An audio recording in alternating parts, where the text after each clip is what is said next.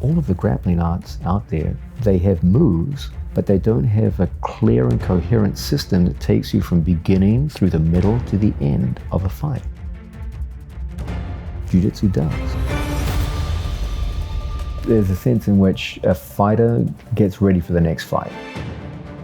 Whereas the martial artist is more interested in what is the course of my life overall? How will this training influence me as a person? The focus of my coaching is to make something which most people would find pretty scary, mundane. When I first came to America working as a bouncer, about that time, a friend of mine at Columbia University, who was also a graduate student, also in the PhD program, he was like, I've started doing this martial art. It's called Brazilian Jiu Jitsu. So this guy comes in, puts on a VHS tape, and I see this skinny dude in a gi just wrecking people, tackling them, holding them on the ground, strangling them. I'm just like, are you kidding me? I have to learn this. So George was the first true mixed martial artist. No one else brought more attention to the sport through that approach. No one else took it to the level of professionalism that he did. Do you like the term Danaher Death Squad? No. And what's the squad look like? Everything that I'm known for in Jiu-Jitsu is a result of my students. Were it not for them, I would be literally nothing. I'd be some guy tinkering away in a basement. If you're going to do something, try to be the best in the world at it. Get up there and be among the best.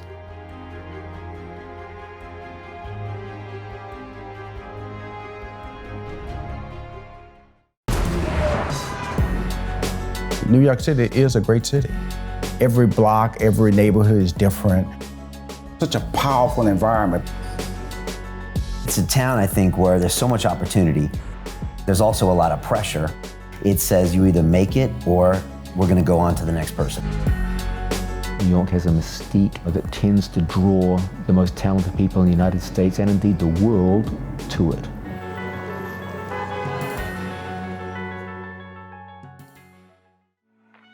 Many of you know I've been practicing Brazilian Jiu Jitsu since 2002. It's an incredible martial art that literally changed my life and in some ways saved my life. But you don't know that it was actually inspired by this man today on the episode, Mr. John Danaher, because he coached a friend of mine in New York City who told me to take up the art back in 2002 when I was really rebuilding my life from nothing. And I actually trained with John back in 2002 in New York City as well. So finally getting to see this man again some 18 years later was incredible. John is a former philosophy student at Columbia University. He was getting his PhD when he met Renzo Gracie in New York and fell in love with this martial art and martial arts in general. And now he's trained some of the best in the business, from George Saint Pierre to Matt Serra to Chris Weidman. And he has a completely different way of looking at martial arts, almost from a philosophical standpoint. And he's now gone on to create something called the Danaher Death Squad.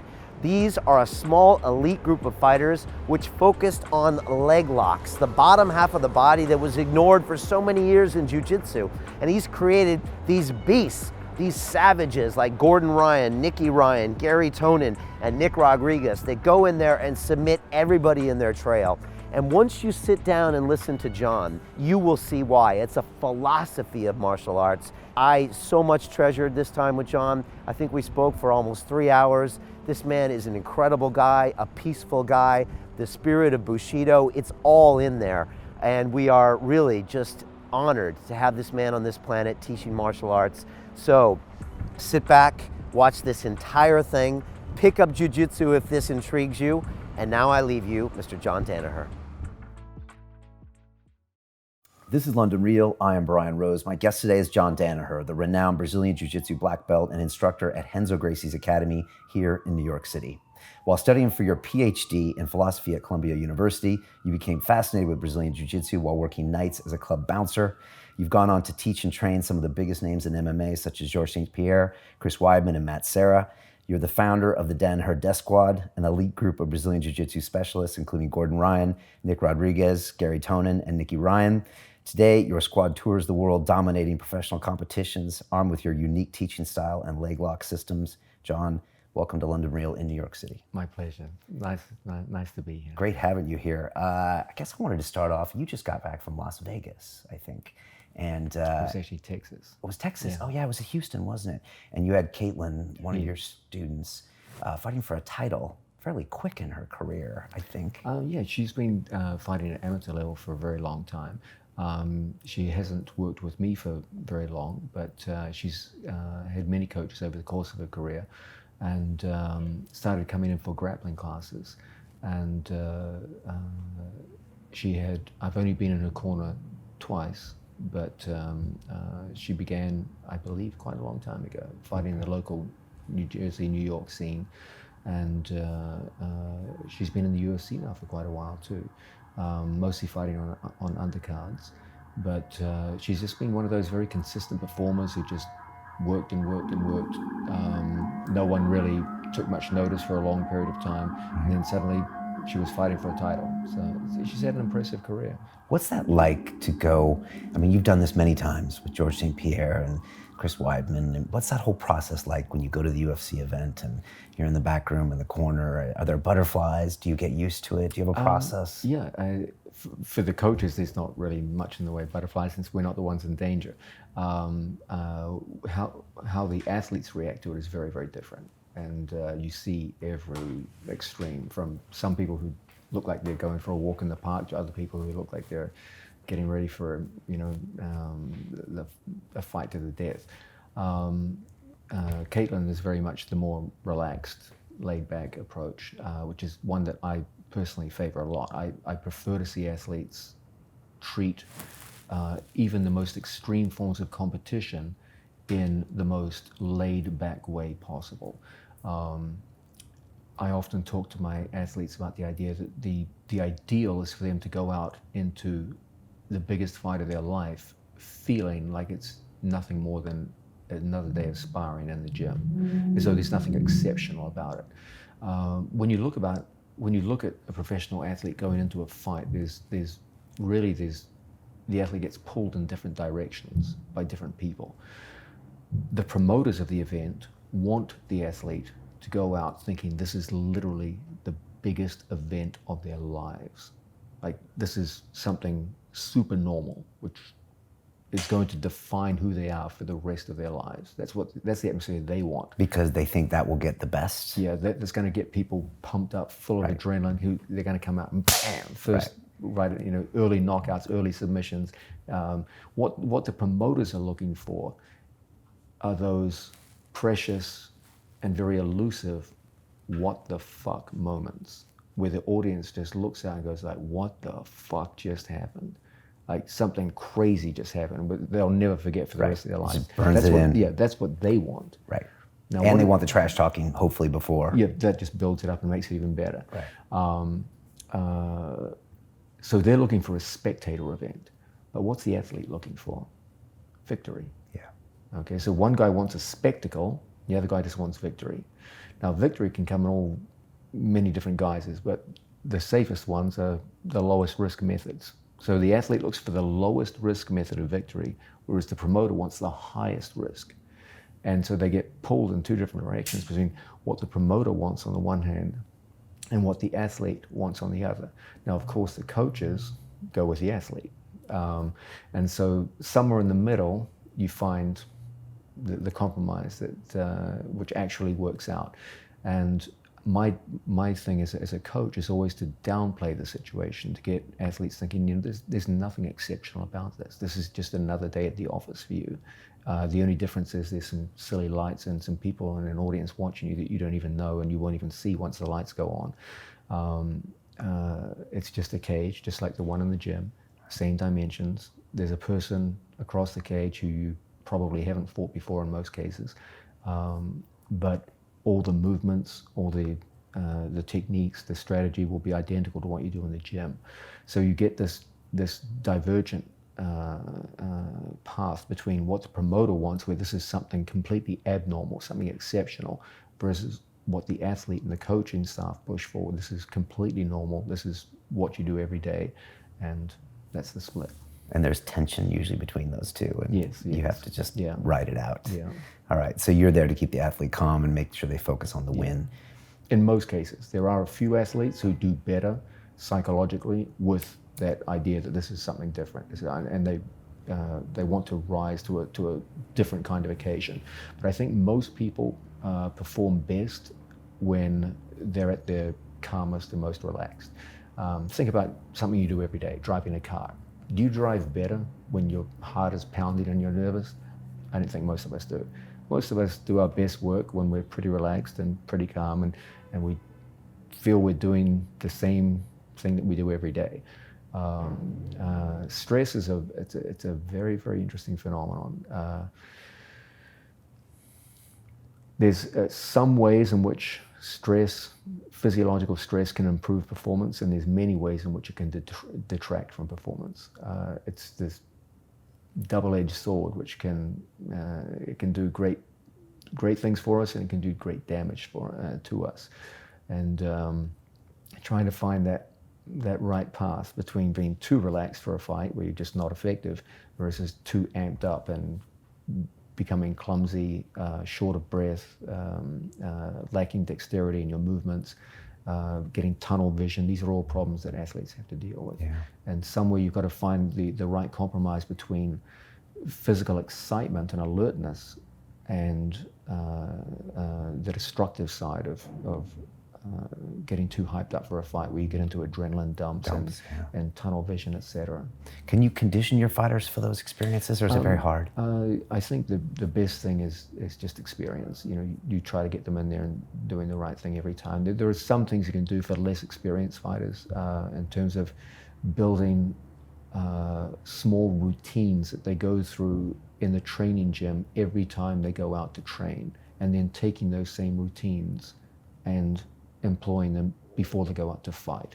So for example, they might go through a simple set of routines on how they tie up their gloves, how they put on gloves, how they put on their outfit, jokes and laughter that we run through in the gym and running over them again before they go out to fight.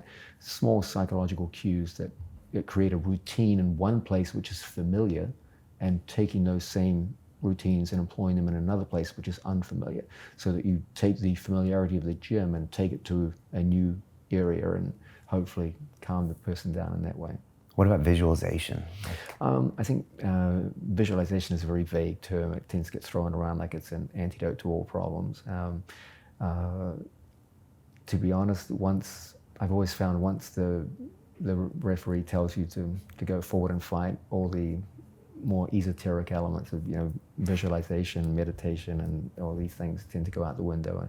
It's much more about your physical training preparation. That's what's going to give you the ability to proceed in a satisfactory fashion once the action starts. Okay.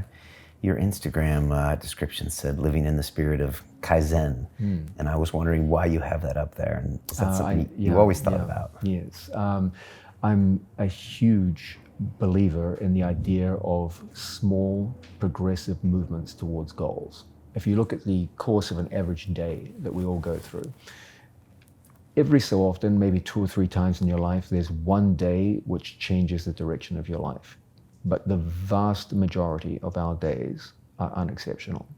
They're just a boring, mundane day. You come home at the end of the day, and if someone asks you, what happened today?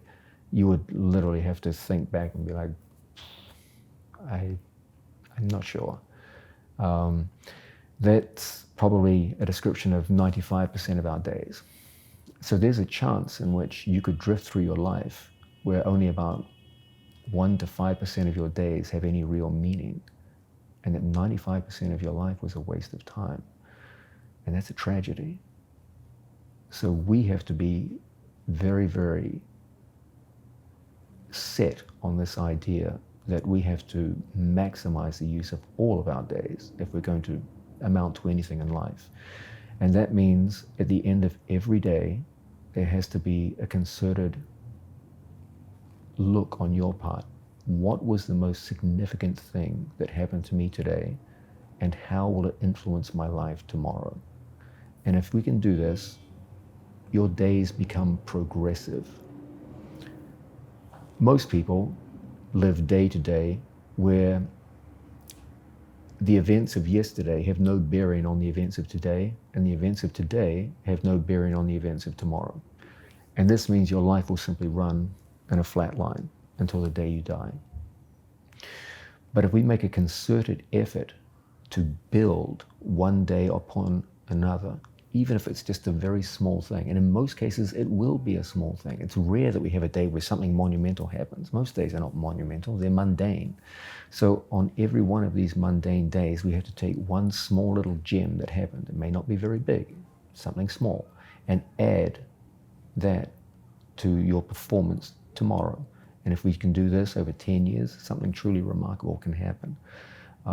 It's so easy just to let a day go and they say, I'll try again tomorrow. But until we get a sense of one day building upon another towards a goal, you'll never achieve anything. You'll just melt on, and 10 years will go by and you'll look back and say, what do I do? And what did I do? And there may not be anything significant behind you. So be intentional about doing something that's going to make your life better. Yeah, and that the whole notion of Kaizen is this crystallizes this idea that if I can improve my performance in any given area of my life by even a very small percentage point, and then add day by day, you get this compounding interest effect where at the end of 5 years, something quite remarkable may have happened. You may have literally reinvented yourself in 5 years. You may have an entirely new skill set, which you didn't have previously. And so it's up to us to do this, because the natural tendency is for days just to run into each other until by the end of the week you're looking back and say, what happened this week? I don't know, like, it's just gone. It's so easy to let that happen. There's so many distractions in life. There's so many things looking to grab your attention that you can lose a day, a week, a month, and even a year, even a decade. And it's up to us to ask, okay, well, what was significant and how is it going to be built into my life tomorrow? And how does this relate to the goals that I have?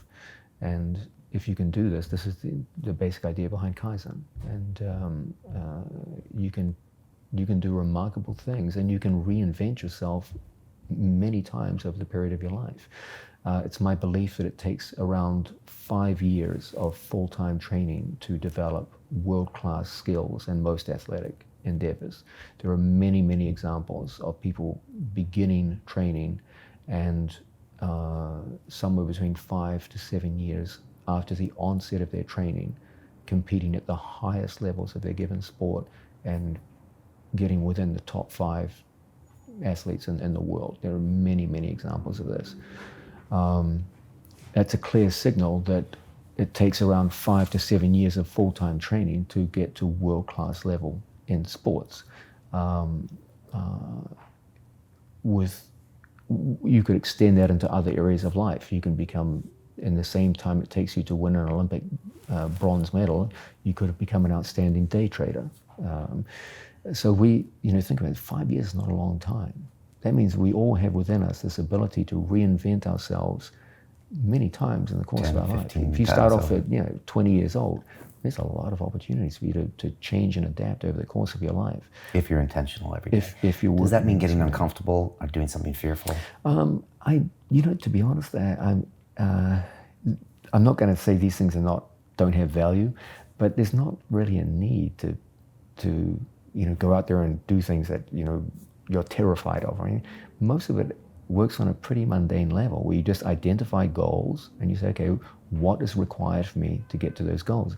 I very much try in the training room to take the terror out of combat sports. Like when you think about it, combat sports are a crazy thing. We're in the business of strangling people and breaking limbs. Okay, now on the face of it, that's a horrible thing. But when you just break it down and dissect skills into manageable components and train them at a level where nothing overwhelms you, you can get really good in a comparatively short period of time. And at no point were you ever thinking, my God, this is terrifying. It's just mundane daily training. The focus of my coaching is to make something which most people would find pretty scary, a guy on top of you squeezing your neck, and make it fairly mundane, is to take the scariness and the terror out of the equation rather than to put it in. And that's kind of a fundamental of Brazilian Jiu Jitsu, and maybe we'll get into that, to its practices. You write these posts on Instagram which is kind of embodying a lot of the philosophy you just talked about now. Are you surprised by how voraciously these things are read and consumed by people out there? Because I think a lot of the men and women in the sport, they've never heard someone talk about the philosophy of it the same way you have. From what I understand in the comment section, I put a lot of people to sleep. So I don't know about that. I don't know how ferociously they're read, but I'm always very grateful that people are interested in what we do. We do have a slightly different approach to teaching the sport, and I'm always very grateful that people are interested and that they follow what my athletes do and saying this is an effective way of playing the game. And when you get put on, major television shows like Billions, do you just take that with a grain of salt as well? That was just a comedy to me. I'm the worst actor in the entire universe, so for me to work next to those guys is just amusing. But these are signs that you're being appreciated and your work is being appreciated. Thank you. That's nice of you to say. So I'll tell you a little bit about myself. In 2001, I had a horrible year in New York City after kind of 8 years in and out of this city. In what sense was it horrible? Professionally or personally? Everything. I found that I wasn't ready for this city and my vices got the best of me. So my kind of alcoholism worked its way into a drug habit, into a heroin overdose, into my girlfriend leaving me and my best friend from MIT firing me from the company that he had hired me for. Then 9/11 happened, and it was probably one of the worst years of my life. Were you personally affected by 9/11? I knew a couple people that died in the top floors. Yeah, I was going to say you were in the financial. I was in the dot-com space kind of at the time, so I was out of there. But it was just the whole malaise of the place was just this real dark hole. And so I went to London to get the hell out of Dodge, and it ended up being a great thing. But why did you choose London? Well, I had actually spent 2 years there earlier in the financial markets, and so it was the only place I knew that I might be able to get a job. And I just thought, I can't be in this city anymore, and I've got to go somewhere. Now, a lot of guys in AA will say you can't run away from a problem, but for me, it actually worked. And I started kind of my recovery on January 2nd, 2002. And one of my good friends from New York City called me in June and said, Brian, you should try Brazilian Jiu Jitsu. And I had never done martial arts before. Actually, I had wrestled 1 year in high school and gone from a nerdy kid. How did you react to wrestling in high school? Oh my God, I mean. Did you like it? I lost every single match, but something I liked about it. Maybe it was the challenge, but being dominated by another person I guess I got more comfortable with it, but it's a very shocking thing to feel. I remember there was someone that was doing, I think they call it a Saturday night ride in wrestling, where I was at some school in their territory and a guy is locked on top of you, right? You know what I'm talking about. That's the most embarrassing thing that can happen. Oh my gosh. Yeah. And I just couldn't win in competition. I didn't have the mindset, and I was a science geek before that. And I went from this skinny guy to I got kind of big, and that was my experience. And so when this guy called me up and said, you got to try jiu-jitsu, I Googled it in London. Google, I think, was barely around. Yeah, and I found someone who had trained with Renzo Gracie in the past, and we started training without a gi.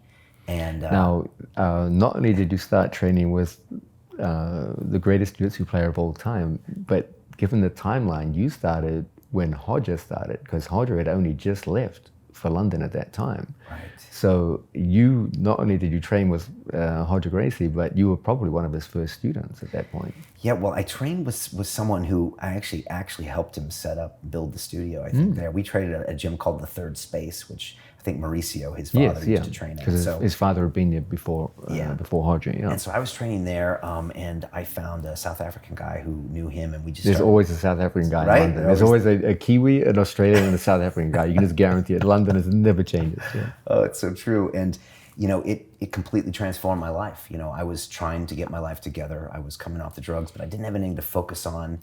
I didn't have a way to get my body. Do you mind if I ask you, did your drugs follow you from New York to London, or you? They strangely didn't, and it doesn't make sense, especially for an opiate like heroin. People say that can't happen, but I think things had fallen so low in my life that I got a message on a deep subconscious level that if you continue this, you will have nothing, because everyone I was ever close to didn't want anything to do with me. And I always say it was the right decision, because you can't follow someone down that hole. And they actually, in some ways, saved my life by giving me that message of, it's not okay with your behavior. The girlfriend's gonna leave me, my best friend's gonna sack me. And my body was shutting down. So I stop doing the drugs there, but I needed something else, and jiu-jitsu became that. So I trained every week, and I stayed away from New York City for that whole year, and I came back at the end of 2002, and my buddy that told me about jiu-jitsu said, Brian, if you're coming back, then we're gonna go train at my dojo. And he took me, and we rolled, the three of us. And it was Dan Lepanto. I don't know if you know Dan and his brother Rob. Yes, I know him well, yeah. The bald-headed, I think Renzo used to call them the Aryan brothers. And so we went to the old Renzo Gracie place on 8th Ave and 36th or 37th Oh yeah, Street. that was one hell of a gig. It was above the methadone clinic. Yep. The locker room, there wasn't a locker room. It was like... You must have been freaking out because everyone there's a heroin addict. Oh, And, around there, yeah. Well, I was a year out, so I was okay. But it was crazy, and I remember we rolled. I think you started me from side control, and you kept telling me to chill out. I think I was really tense and really nervous. And so that was the first time I met you. And it was Dan Lepanto, who I think you gave his purple belt later, that actually got me to do this. And I went on and trained for 8 more years of my life and got into Thai boxing and all sorts of other things. So that's an amazing story. It is. So in some way, you actually helped me recover, unbeknownst to you. So thank you for that. My pleasure. Dan was obviously really smitten with you, and him and Rob, and you changed. Yeah, they were everyone. amazing kids. I love those kids. Yeah. The hardcore. So what was the scene like back in 2002? Because there was no glamour, there was no Hollywood television shows. It goes back further than that. My teacher, Renzo Gracie, came to America in 1995, 96. And you got to remember that outside of people pretty heavily involved in martial arts, no one knew what jiu-jitsu was. Like I grew up in New Zealand. I did martial arts as a teenager, loved it. What kind of martial arts? All striking martial arts, mostly boxing and Muay Thai. Okay. And the idea that grappling could be an effective fighting style was just not even a consideration. It was we didn't even have wrestling in New Zealand, and wrestling was something I would see every 4 years at the Olympics, and people would look at that, what the hell are these guys doing? That's just gay as hell. The singlets. It's like, this is crazy. And just turn the channel, wait till a real sport came on, like decathlon or something like that.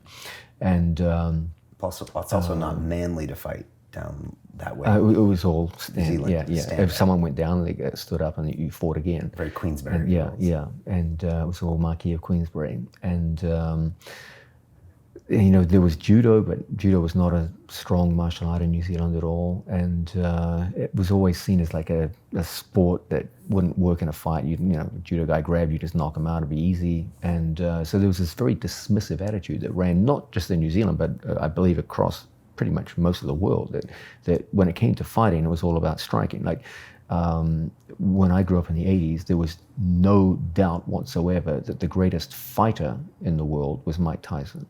Okay, when someone asked you, who's the best fighter in the world? Easy, Mike Tyson, because he was a striker.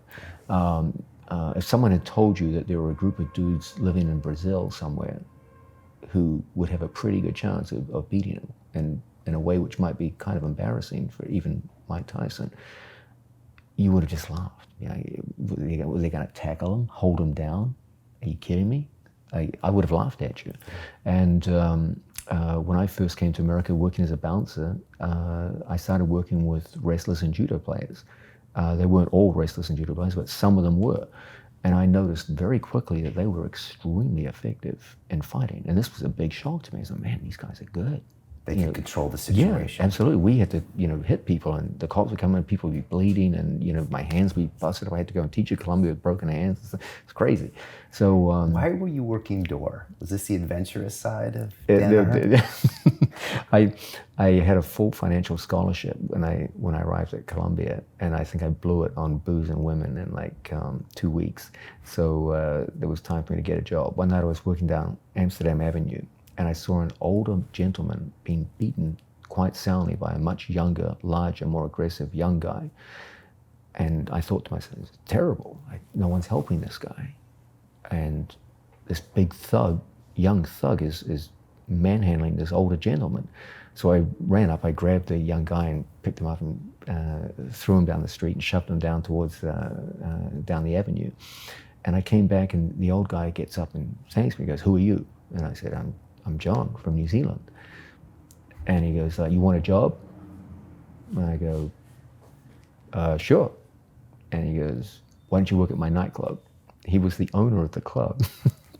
And he had, unbeknownst to me, he was a complete douchebag. He fully deserved the beating he got from the young guy, but I didn't find that out until later. But I ended up working, and then you meet other bouncers. They see you do work, and they say, hey, come work at this club. And before you know it, I was working all over Manhattan. And did you enjoy it as well? oh yeah, of course. Because it was exciting. I never do anything that I don't enjoy. If something's unenjoyable, don't do it. Life is short. Life is fragile. Don't ruin your life doing things you don't enjoy. And I loved philosophy. Nightclub work was an adventure for me. Sometimes a scary adventure, but always an adventure. And would you test yourself mentally in those situations? It's not even a question of mental. It's always physical. Physical. Yeah. Okay. People tend to look upon the mental theory. Most altercations are purely physical, and physical solutions for physical problems. And the girls love the bouncers. And you're sober at the end of the night, which makes it easy. Am I giving away all the trade secrets? Yeah. That's what I've heard. Let's just say that the people I worked with did much better in that regard than I did. I was never the playboy type, but I had some guys I worked with who were legends. And but yeah, it was a fun adventure. I enjoyed it. And so you started noticing that there was something to these stand-up guys, grappling yeah, guys. They were very, very effective, and it was shocking to me because I'd always thought these people would be the least effective people in fighting. They turned out they were the most effective. Not only were they the most effective, they were most effective in ways that I couldn't even comprehend. They could hold and control people as opposed to just knock them out. When you striking, there's no gentle knockouts. There are more gentle knockouts, but there's no gentle knockout. You've got to summon up a certain amount of kinetic energy to put someone to sleep. Whereas these guys could just hold people, immobilize them. They could pin them, and in extreme cases, they could just pick them up and drop them on their head and do severe damage, much more damage than I could ever do with a punch or a kick. So to me, this was fascinating. So after work, I would always bug them with questions, like, show me this, that takedown thing you do. And they would show me stuff. But of course, that's not a real way to learn and understand. You get tricks, but you don't get training. There's a big difference. And then coincidentally, about that time, a friend of mine at Columbia University, who was also a graduate student, also in the PhD program, and he finished the PhD program. Now he's a very successful lecturer down in Australia. He said, John, I know you work at night as a bouncer. He goes, I've started doing this martial art. It's called Brazilian Jiu Jitsu. It's a grappling style. And I was like, Brazilian Jiu Jitsu? Like, that doesn't even make sense. Like, Jiu Jitsu is Japanese. Like, Brazilian Jiu Jitsu? And he goes, yeah, it's like wrestling, but instead of pinning people, you get them in these things called submission holds. And I was like, interesting. That night, I went to work, and a bouncer I was working with started talking about this thing called a UFC. And he said there's these crazy Brazilian wrestlers who win everything. They're just killers. They look like nothing, but they're killers. And I thought, twice in one day I've heard about this. Maybe this is a sign. And you hadn't been watching the UFC? No. It'd been around for maybe a couple of years. Yeah, it had been around for a while. Okay. So, which was all videotapes. Yes, you had old VHS tapes in those days. So this guy comes in and puts on a VHS tape, and I see this skinny dude in a gi just wrecking people, tackling them, holding them on the ground, strangling. I'm just like, are you kidding me? Did you believe it even? Yeah, I was like, you can tell when a fight's fake. This is not fake. These guys are going. You're seeing they're hit and then blood come in. That's not fake. You can't fake that way. Yeah. And so I'm thinking, damn, this is good. These guys are, and what I was seeing in the cage was so similar to what you would see in nightclub fighting. An initial closing of distance, an impact, a clinch, a fall, and one guy on top, one guy on bottom. Normally in a street fight, guy on top invariably wins, but here in the cage, these guys were falling on bottom and still winning. And to me, this was just fascinating. So when my friend at Columbia came in the next day, I had my office hours, and I just finished office hours, and we're in the old philosophy hall upstairs on the 7th floor. And he goes like, I've been training now 2 weeks. Now, he was a small man, 140 pounds. At the time, I was around 220 pounds. And that's big. And that's a big size difference. And, he had literally never been in a fight in his life. And I had been bouncing for many years in New Zealand and the United States, and I've been in a lot of fights. And he goes like, we start down on the ground, and the main grappling move that I had from the judo and wrestling players that I worked with was essentially a sag headlock throw into a kesugatame type hold on the ground. Okay. That was what I used to use. And arm around the head. Yeah, and just crank up, and they couldn't breathe, and people would give up and quit. So I put him in my best kesugatame, and I held him down with all my might. And we're on the wooden floor in the philosophy department office with people walking Good past. Times in Columbia. Crazy people there. I'm pretty sure that's not what the founders of that university envisioned for their future students. But I held him down as best I could, and as I was holding him, he started slipping around behind me. He started getting a foot inside, and I didn't know the first thing about grappling, but I could feel this was not good. This guy was going to my back. And everyone knows that's not a good thing in a fight, guy getting behind you. And after about 2 minutes, my arms were getting tired. I was holding this guy and grunting and doing my best, and I was unable to control him. When suddenly his head popped out like a champagne cork, and he just slipped around behind me, and I had to scramble back up to my feet and get away from him. And then as I got up, I thought, like, this shouldn't be happening. I'm twice this guy's size. I'm twice as strong as him. I'm tired, and he's fine. And if we had to fight a second time, who's to say he wouldn't get behind me and strangle me next time? And that was it. I was like, dude, I've got to, 2 weeks? You've been training 2 weeks, and you did just fine against a guy twice your size and strength. I have to learn this. So I went down and did my first class. And my first class is probably pretty much the same as your first class too. I got strangled and arm locked by everybody in the room. And I came out thinking, like, I'm gonna have to learn this to some degree. I can't go through life being completely ignorant of what is happening here. I didn't say I want to be good at this, but I have to be competent at it. And was that at Renzo's, that first class? No, Renzo had an assistant called Craig Kukak in those days, who was the first teacher. And then Renzo came, they worked together for a period of time, and they went their separate ways. In those early days, there were some people that you would recognize. Matt Serra was a blue belt back then. Wow. I think there were only 2 purple belts in the whole East Coast of the United States. Matt was there. There's some other people you probably wouldn't remember, but those were early days. And to even, you just didn't see a black belt in those days. They were like unicorns. And a purple belt was considered to be like a god on the mat. A blue belt was like a serious force, like a demigod. And we were all white belts.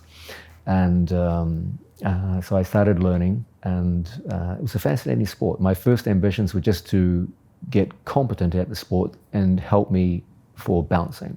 And I must say, you often hear people criticize jiu-jitsu as unrealistic for street fighting. And they'll say, you can't use that in a fight. Let me tell you, that's bullshit. Jiu-jitsu was extremely effective in street fighting. It made my life as a bouncer massively easier than it was before. What were your go-to moves? Guillotines and anything that got me behind people and quickly on the ground. And of course, strangleholds are the number one method. If things got completely out of hand, you would strangle them. Right. And I must say, I had many people come back to clubs that I worked in days or weeks later and say, like, hey, I'm really thankful that you choked me out and you didn't hit me. Like, my face is fine. I acted like an asshole. Like, thank you for being nice. And it gave you, even the most extreme circumstances where people were completely out of hand, a stranglehold is like an off switch for human beings, and it just completely pacified the situation.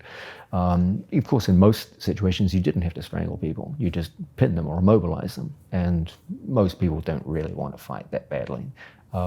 There were exceptions to that. There are certain kinds of crowds that you can work in a club which have a much higher propensity towards violence.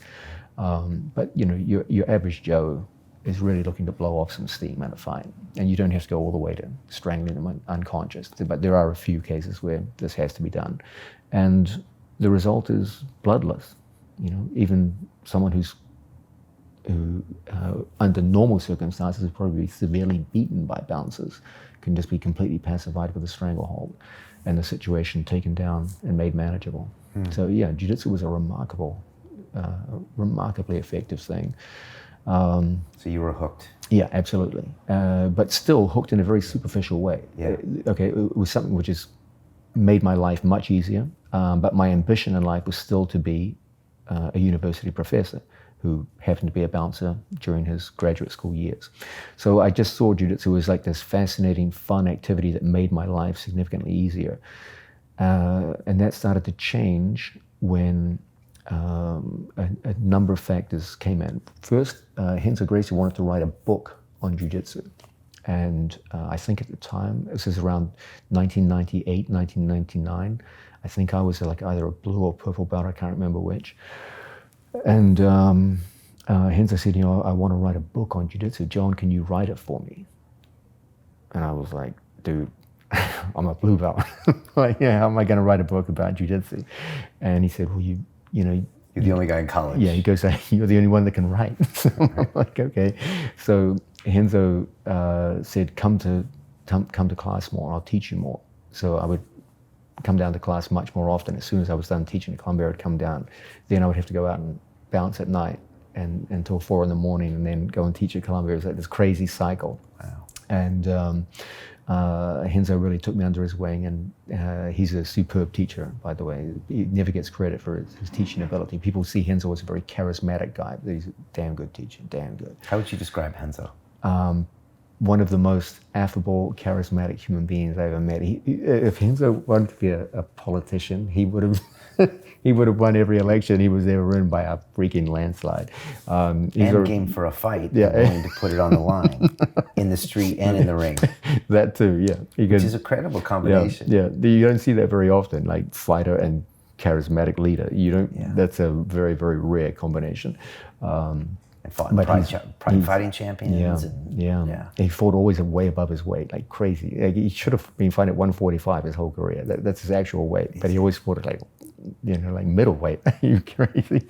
But and he's a good teacher as well. Very good. And so he did a fine job of saying, okay, John, here's what you need to know.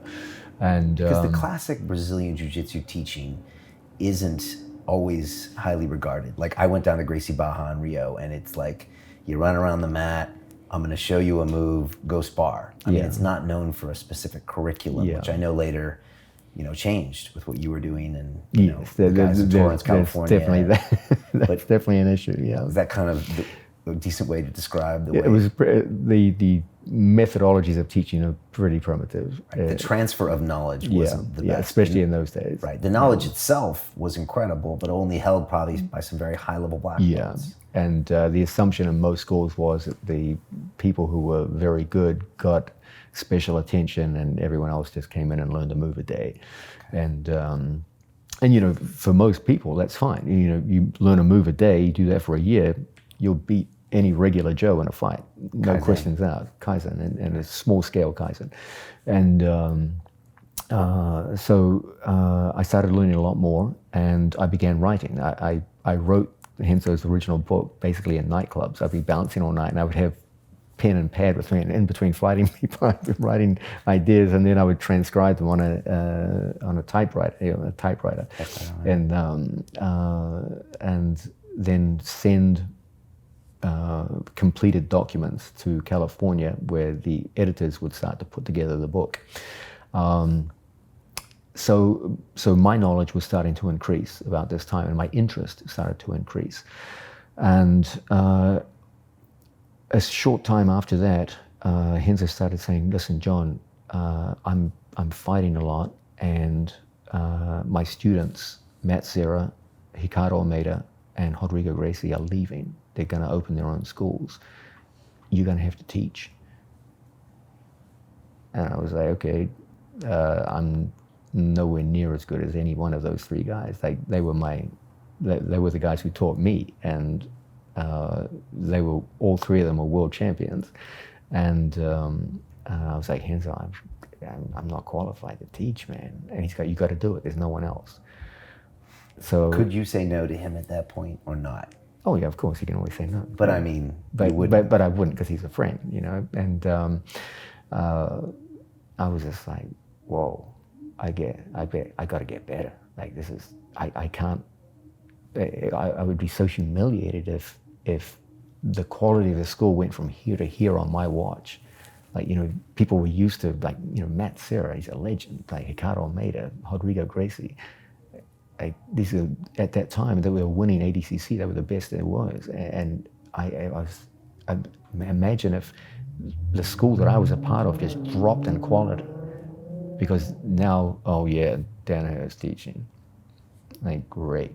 And so I was like, I got to get better at this. And so I was thinking to myself, you know, where do you want to go with this? And I had pretty much finished my PhD requirements. I was getting very close to finishing the PhD. And part of me was like, you know, do you want to go the academic route? Like, what does that entail? Okay, I defend my dissertation. Then I'm probably going to have to go to some small college somewhere in the Midwest of the United States, live a boring life for 20 years, scrounge up enough money through grants to live a life, and then hope that maybe when I'm 40, 45, write enough journals that maybe I can get accepted to a good university in a nice place, and then when I'm 50, teach it in a cool school. And I'm thinking, I don't want to live that life. Like, you know, there's got to be a better way to live your life. But that means walking away from philosophy as a life. Or, well, then I asked myself, what do you really love? And I said, I loved philosophy, but I didn't love academia. And around that time, the whole kind of political correctness movement was getting strong in university, and I never gelled with that. It wasn't my thing. And why not? It cuts a little too close to talk about publicly, but I was saying, I don't want to live my life in an institution where you could see the trend in academia was going that way. And I was on the early end of political correctness and didn't like it. And the idea of just staying silent, listening to people say things that I vehemently disagreed with, and having to keep quiet while, for the sake of not ruffling feathers and keeping your job and getting tenure, and didn't appeal to me. And I loved the hurly-burly freedom of Jiu Jitsu. Like, it was a school where people said whatever the fuck they want. And the only thing you were measured by was merit.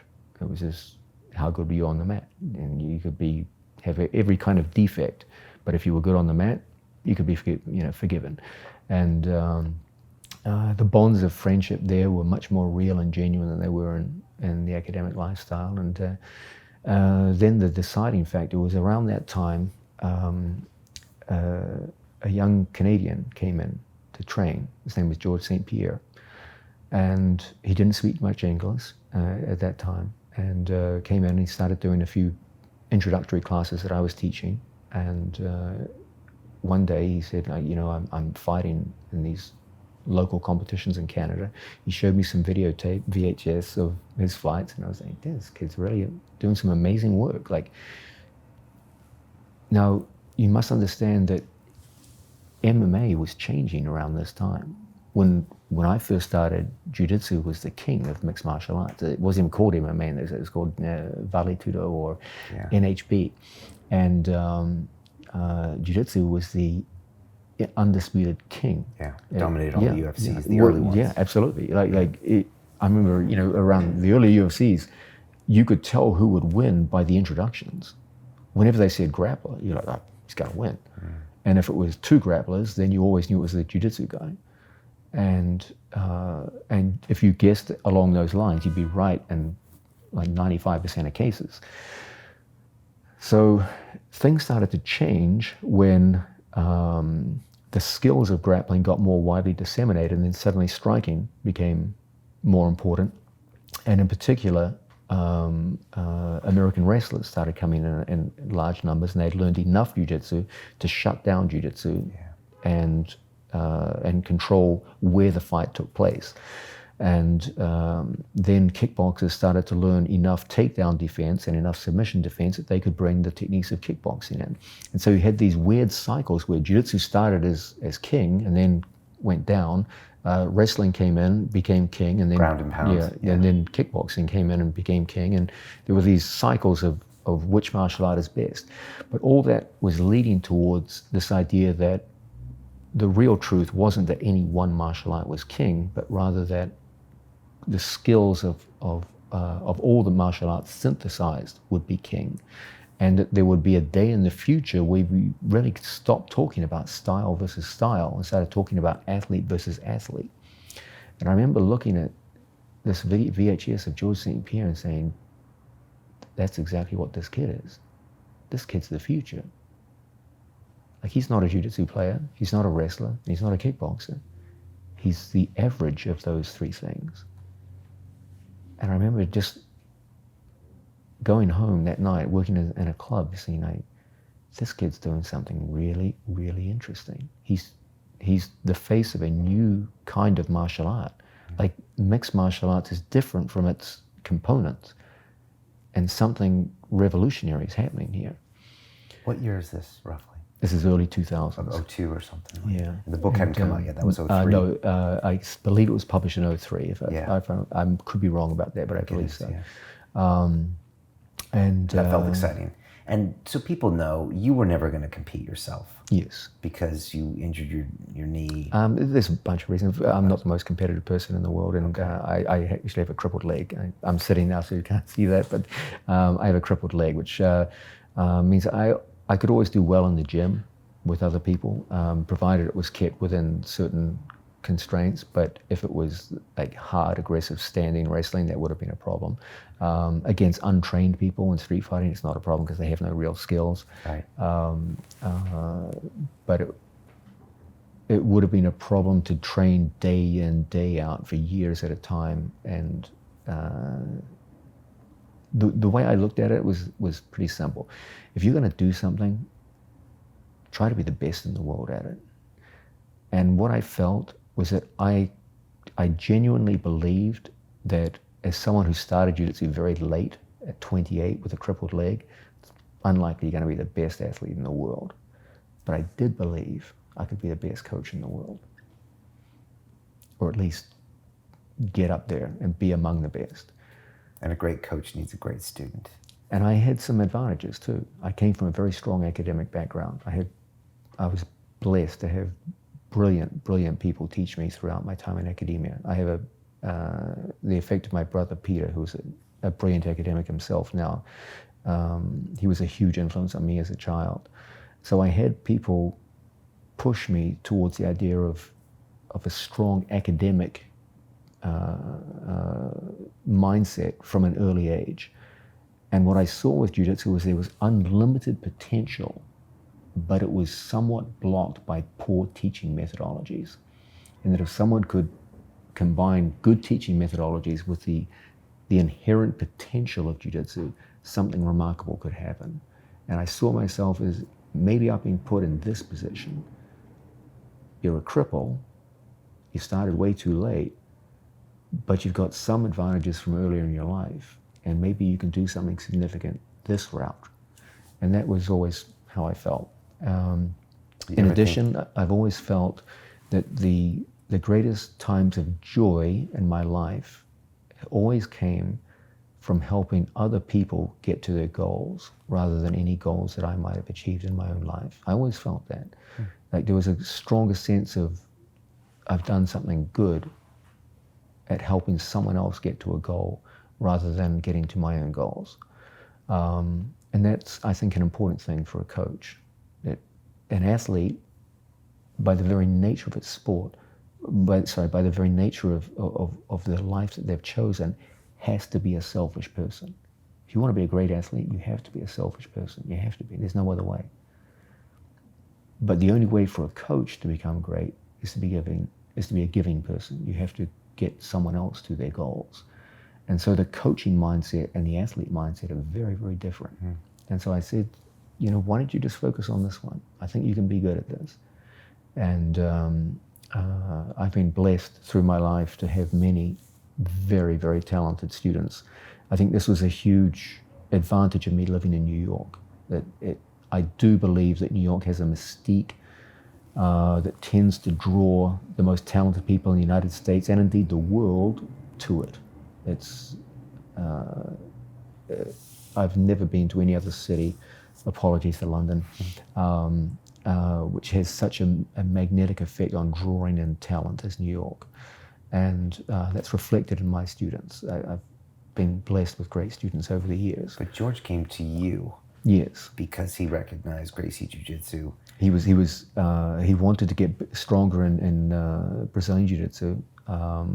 He came just to check out Renzo Gracie. We had a good reputation. We had champions that used to teach there, and he came and he liked the classes that we taught there. And George he's a remarkable character, but one of the things, he's unstintingly loyal, and if he likes someone, he stays with them. And Red Bull character, how? Yeah. So from relatively early on in his career, I began working with him on a pretty limited basis. He was working as a garbage man when he first came, and spoke almost no English, and would come on a bus 6.5, 7 hours from Montreal on Friday nights, and then leave to be at work on Monday morning. And so I remember just being incredibly impressed by the sacrifices he was making. And so all these things came together, which made me think one day, let me go the route of jiu-jitsu. So I pulled out of Colombia. And does that mean a lot to you when your students sacrifice? Yeah, it does. I mean, the Death Squad, a lot of those guys. Oh yeah, the people have no idea how much they give, the sacrifices they make. Those guys taking 2 hours each way to come for classes. And that's just average day. Average day. Nothing and exceptional. That shows you they want to be on the mat, which means they get more of your time. Yeah, and you can't help but be impressed by it. Every single day I get some guy walk into the gym and say, Mr. Danaher, I'm going to be your next champion student. And I look at them and I go, mm-hmm. I don't even listen. I just watch people's actions. That's all I watch. I don't listen to people's words. I watch actions. And when you see someone coming in day after day for hours just to get there, then hours back, and then hours on the mat, that's impressive. And taking a beating on the mat or having failure on the mat and still coming back. It's hard. Your first day's coming in. You can be a stud in your own gym. You come in there, you're a nobody. And that's admirable. That I take seriously. Words in one ear and out the other. And very few people actually manage to keep showing Very, up. very few. Some people can do a good impersonation for a week, 2 weeks, 3 weeks, but it's not measured in weeks, it's measured in years. Which shows by kind of the size of your squad is quite small. Very small. Whereas, when you think about it, it's kind of a crazy thing. Like, I don't even have my own school. I teach in my teacher's school. Yeah. And I only teach morning and afternoon classes. The night classes I don't teach because they try and keep that for more like traditional Gracie Jiu-Jitsu.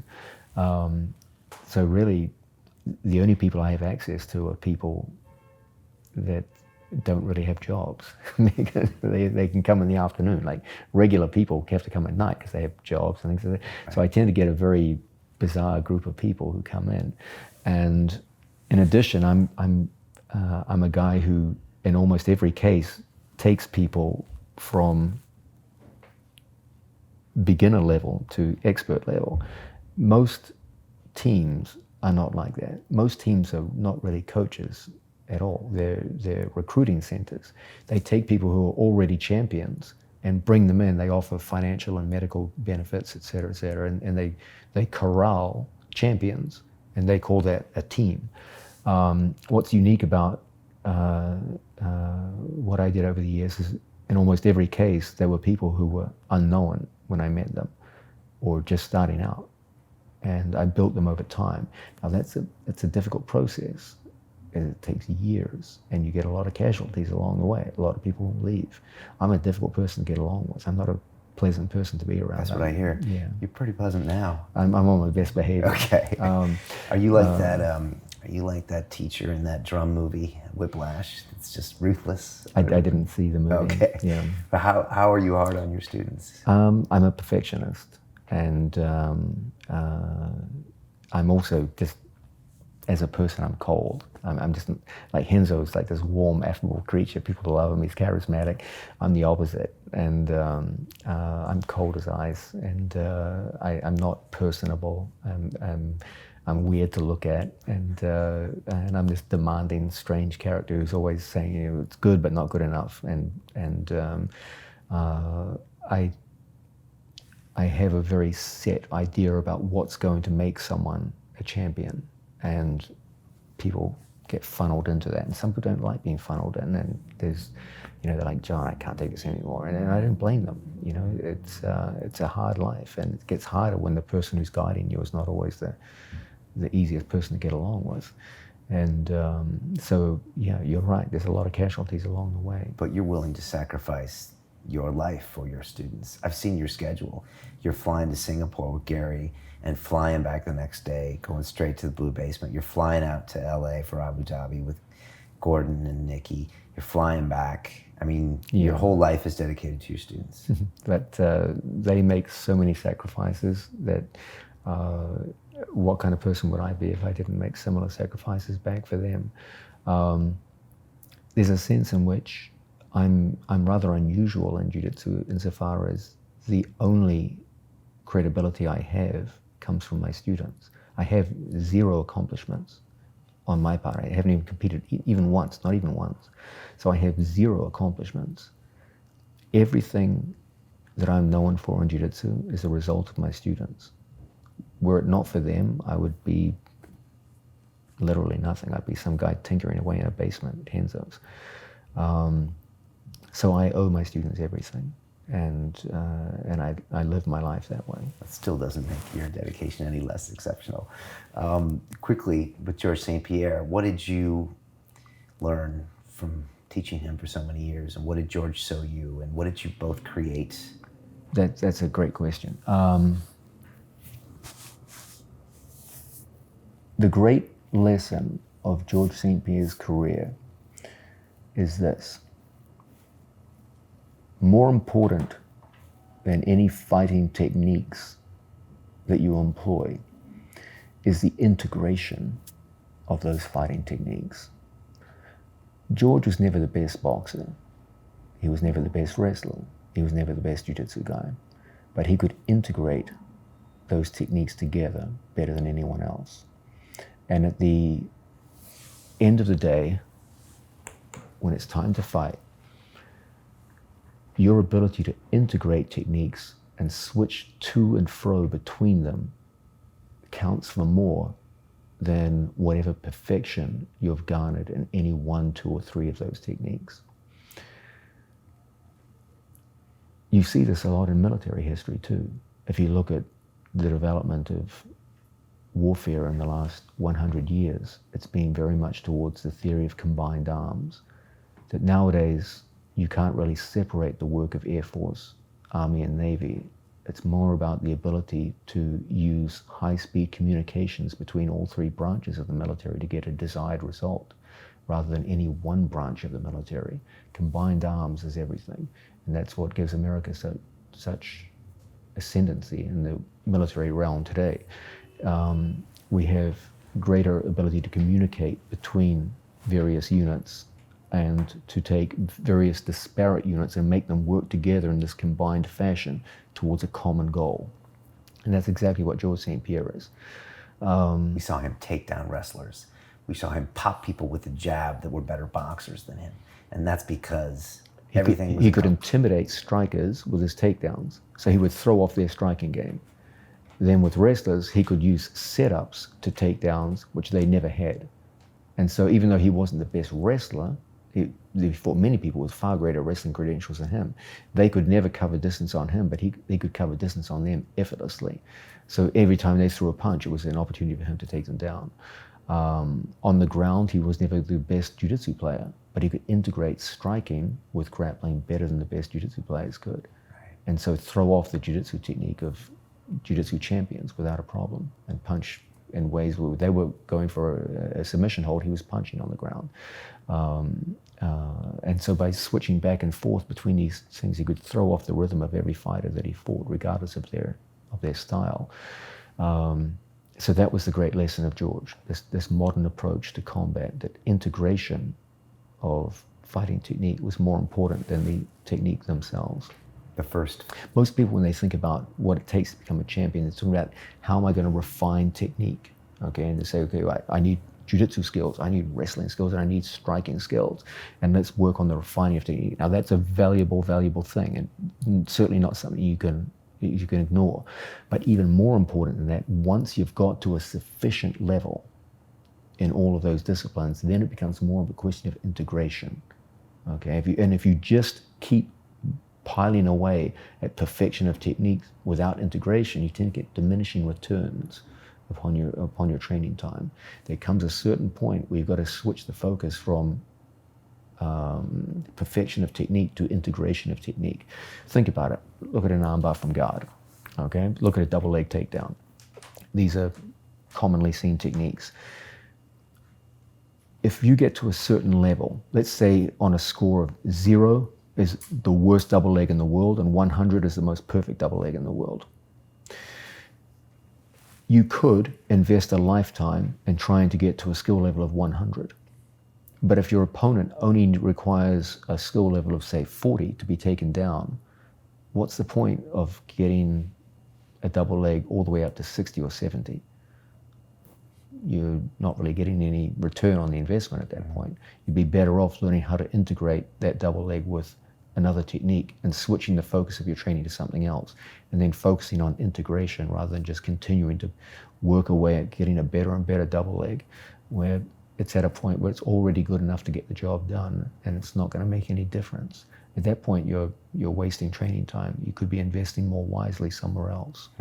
So George was the first true mixed martial artist in your mind? You're always going to get people who say there were other people before him, but if he wasn't the first, he was among the first. No one else brought more attention to the sport through that approach, and no one else took it to the level of professionalism that he did. Yeah. This is a guy who literally sought out the best coaches in the various disciplines and then actively asked himself, how can I integrate those skills with this skill, and created this incredible fighter. Did you enjoy his comeback fight? Was it getting the band back together, like the Blues Brothers? It was getting the band back together. Yeah, it was a fun time, and it was a scary time too, because George was going through some physical problems that weren't really discussed, but he had severe ulcerative colitis, and I don't know if you know anything about it, but it's a severe lifelong physical problem, and it became a real issue in that camp. George, he's a very, very brave fellow and never complains, but he suffered through that camp. And physically, he wasn't quite the same. But he still fought one of the, I think Michael Bisping is right behind, he's either level or right behind George Saint Pierre as the winningest fighter in UFC history. So people go, oh, George got an easy opponent to win the middleweight crown. I was like, since when is Michael Bisping an easy opponent? My God, he's one of the most successful fighters in UFC history. He's tough. And to go up a weight division with a severe physical problem and still win in the most convincing fashion possible, it was great. But what I loved about that match is that it was a beautiful way to finish a career, insofar as George had always had a sort of standard set of complaints about his achievements. Everyone always said first he was a boring fighter. He's too tactical. Didn't go out and just fight with passion. They always said he never finished fights, and they always said he never fought above his weight class. They said, great fighters fight above their weight class. They finish fights, and they fight in an exciting, fan-friendly fashion. And that was always the complaint about George Saint Pierre. There's always complaints, but those are the three complaints. And then in that last fight, what did he do? He came out, it was a thrilling fight, He finished the guy and he fought above his weight class. So it's like, okay, there's the 3 criticisms. I just crushed all 3 in one night. So it was like a beautiful full stop at the end of his sentence. Do you celebrate with him after a night like that, or? George has his own unique ways of celebrating. So no. Okay, gotcha. Okay. And is he done? He still trains with you. Yeah, right? yeah. George is not a fighter, man. He's a martial artist. He trains every day. And when George is 65 years old, he'll still be training every day. He's old school like that. I love it. You just said that he's a fighter, not a martial artist. What does that mean? There's a sense in which a fighter gets ready for the next fight, whereas the martial artist is more interested in what is the course of my life overall? How will this training influence me as a person? And their training is not for a specific event, but has it's an end in itself. The training is an end in itself, as opposed to the fight. And for a fighter, training is a means to an end. It's prize money, it's fame, it's glory. And if you took those things away, they wouldn't fight. But a martial artist will still train. You put a martial artist and a fighter on a deserted island, the fighter's going to sit on the beach. The martial artist will be doing knuckle push-ups in the sand. Different kind of mindset. Yeah, no, for sure. When did you finally come up with your system for jiu-jitsu? And I remember reading that book. I bought it in London, and I just remember the thing that cracked me up the most was there weren't that many jiu-jitsu books out there. Yeah, but, that's true. The ones that, there weren't any that had case studies in there. And I remember a case study, Antonio Nogueira, and those were stuck in between there. And I was like, I've never read a book on fighting that made me feel like I was back at MIT, reading, an engineering book or something. And there was a little slice of you in there, obviously. But, you didn't have the system set in stone there, but you started getting there. I can tell you literally exactly where it all started. When Renzo asked me to write his first book, Brazilian Jiu-Jitsu Theory and Technique, I was one night working in a club on the introduction. And I was thinking, okay, well, what the hell am I going to write? Think about it, I'm a freaking blue belt in New York City. What am I going to write for the introduction on Brazilian Jiu-Jitsu? And at that time, I was mostly fascinated by Jiu-Jitsu's impact in mixed martial arts, or NHB as it was called in those days. And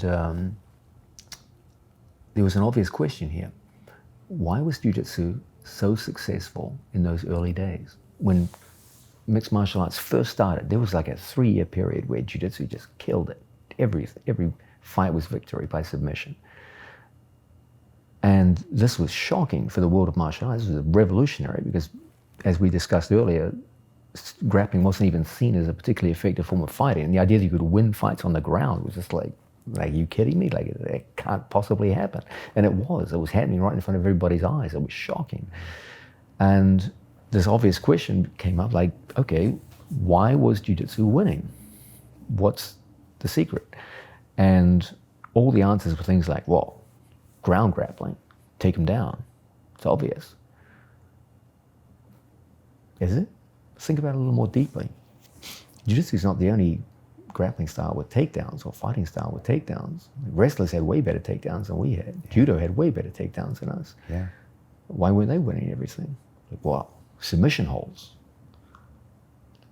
Judo has submission holds. Sambo has submission holds. There's lots of martial arts with submission holds. And, I don't know. What is the reason why it's succeeding? You're having this debate in your own mind. Yeah. So one night I was out bouncing. It was a freezing cold night in New York City. I had my hat on. I had like 5 jackets. I'm sitting there. On Avenue D somewhere. Yeah, and I go like, well, why is it winning? And I thought to myself, because it's a system. I go like, all of the grappling arts out there, they have moves, but they don't have a clear and coherent system that takes you from beginning through the middle to the end of a fight. Jiu-Jitsu does. At any moment in a fight, a Jiu-Jitsu player knows exactly what he has to do. There's no improvisation. The first thing you got to do, you got to get him down on the ground. The second thing, you got to get past his legs.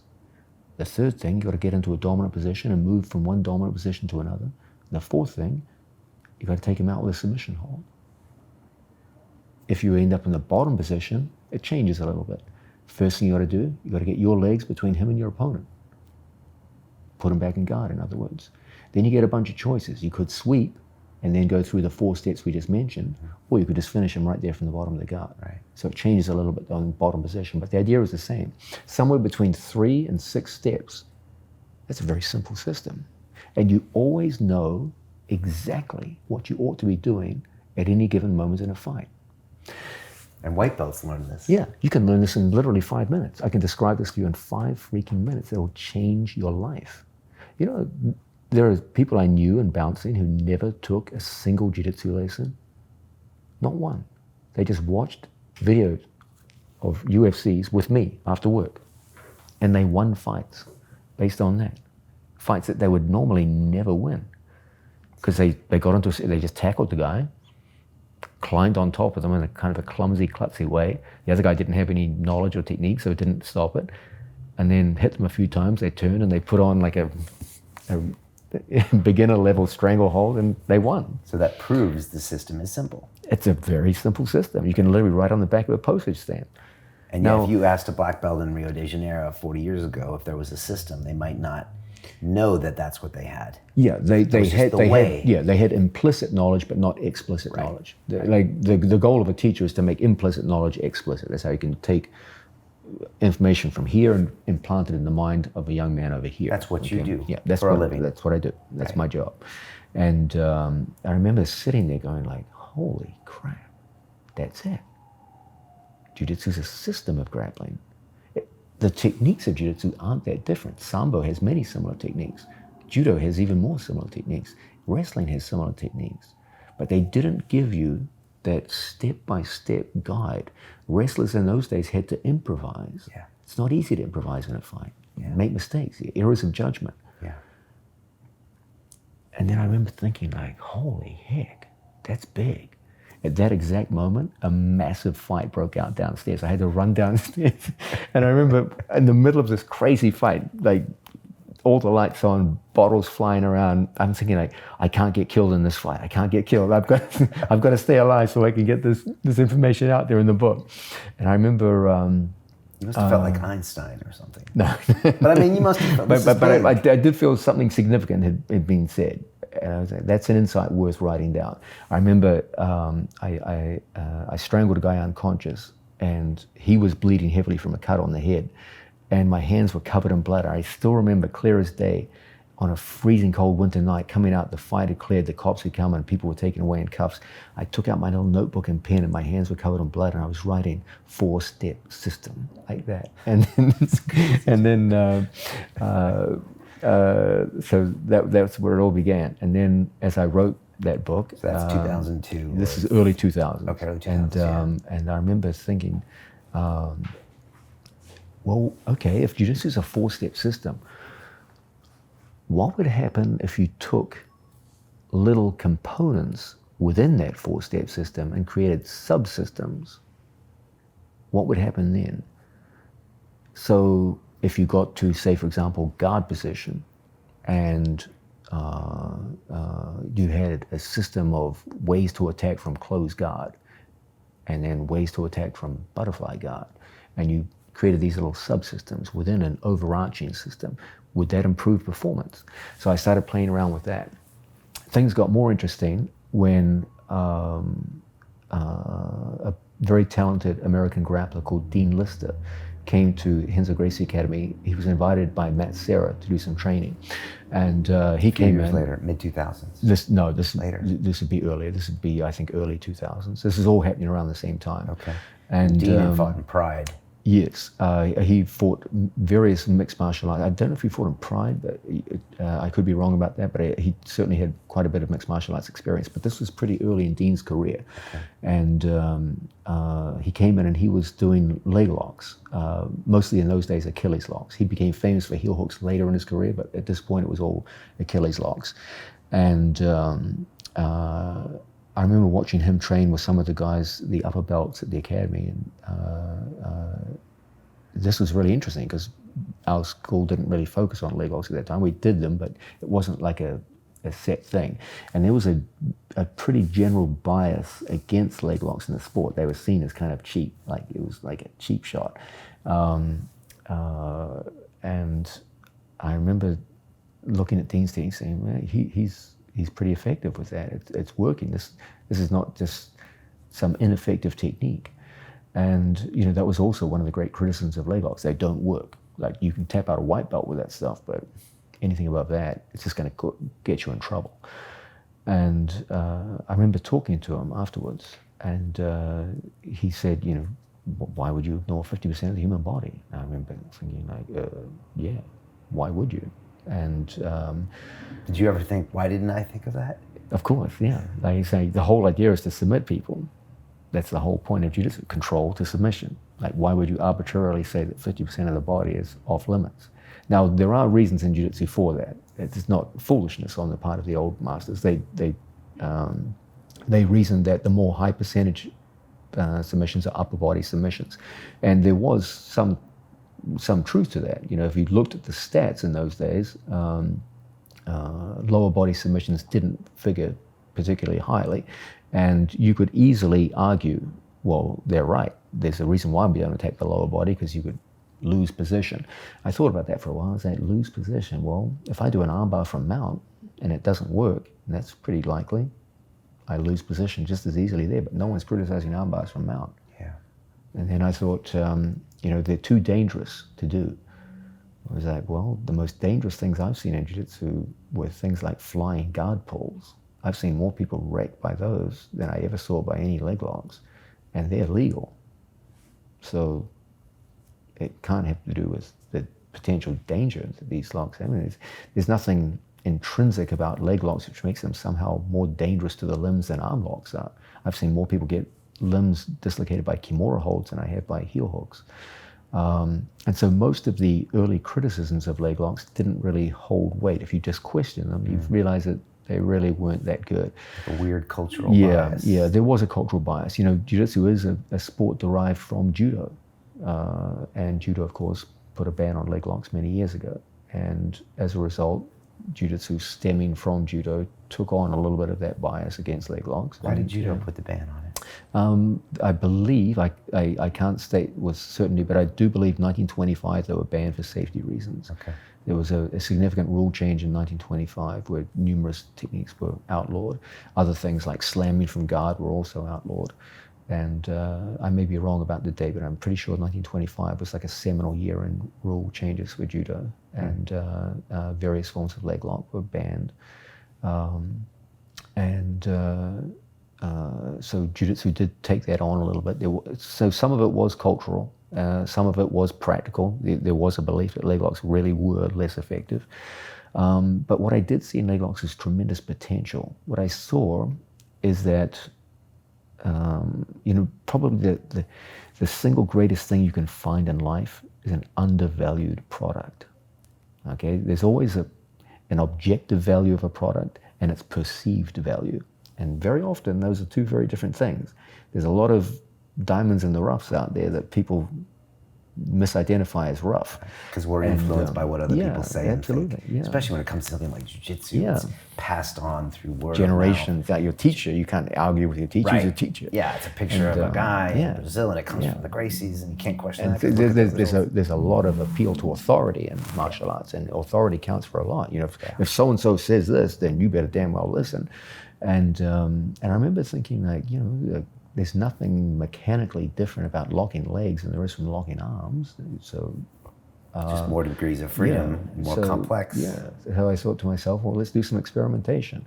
So my main way of researching is always physically experimenting on the mats, particularly before my hip replacement. And I spent many years just playing around, tinkering with various kinds of leg lock. And what I always found was that the great deficiency of leg locks was the notion of control, that there was no positional control in leg locking. And as a result, leg locks were seen as a kind of a Hail Mary move, where you just kind of jumped into it and see what happens. And that was unacceptable. You know, you can't just base your game on Hail Mary moves. There has to be this idea of control. And Jiu-Jitsu I've always understood Jiu-Jitsu was control leading to submission. What I saw lacking in the leg lock game was the notion of control. It did have a lot of potential as a submission hold, but it lacked the prerequisite control to make it effective in combat. But that word control is something you brought into the game, because we always hear position before submission. Yeah. But people have to understand that the traditional cliche of Jiu-Jitsu is position before submission. There are many ways to control someone. Okay, positional control is one form of control. It's arguably the most important form, but it's one of many forms of control. There's control through balance or kazushi. Okay, there's grip control. There's reaction speed control. There's many forms of control, and I believe it's more accurate to talk about control leading to submission rather than just position, because there's many ways to submit people who don't rely on position at all. Okay, just different forms of control. So whenever I talk, you don't hear me talking much about position before submission.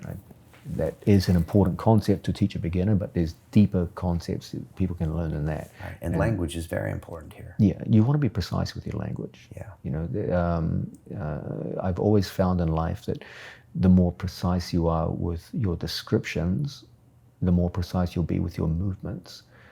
You see this in every aspect of life. Imagine you and I were fixing a car engine, okay? And I'm like, hand me the cylindrical thing with the white top and the gray bottom with the wire sticking out of it. And you're like, and you start looking around for the white cylindrical thing with the wire sticking out. You know, what if I could just say to you, hey man, pass me the spark plug? Okay, now you know exactly what I mean. And so precision in language, a precise terminology, enables you to operate more efficiently. And that's how you have to be with your grappling. That's why I always insist on nomenclature. My students speak a language so that I can communicate very quickly to them.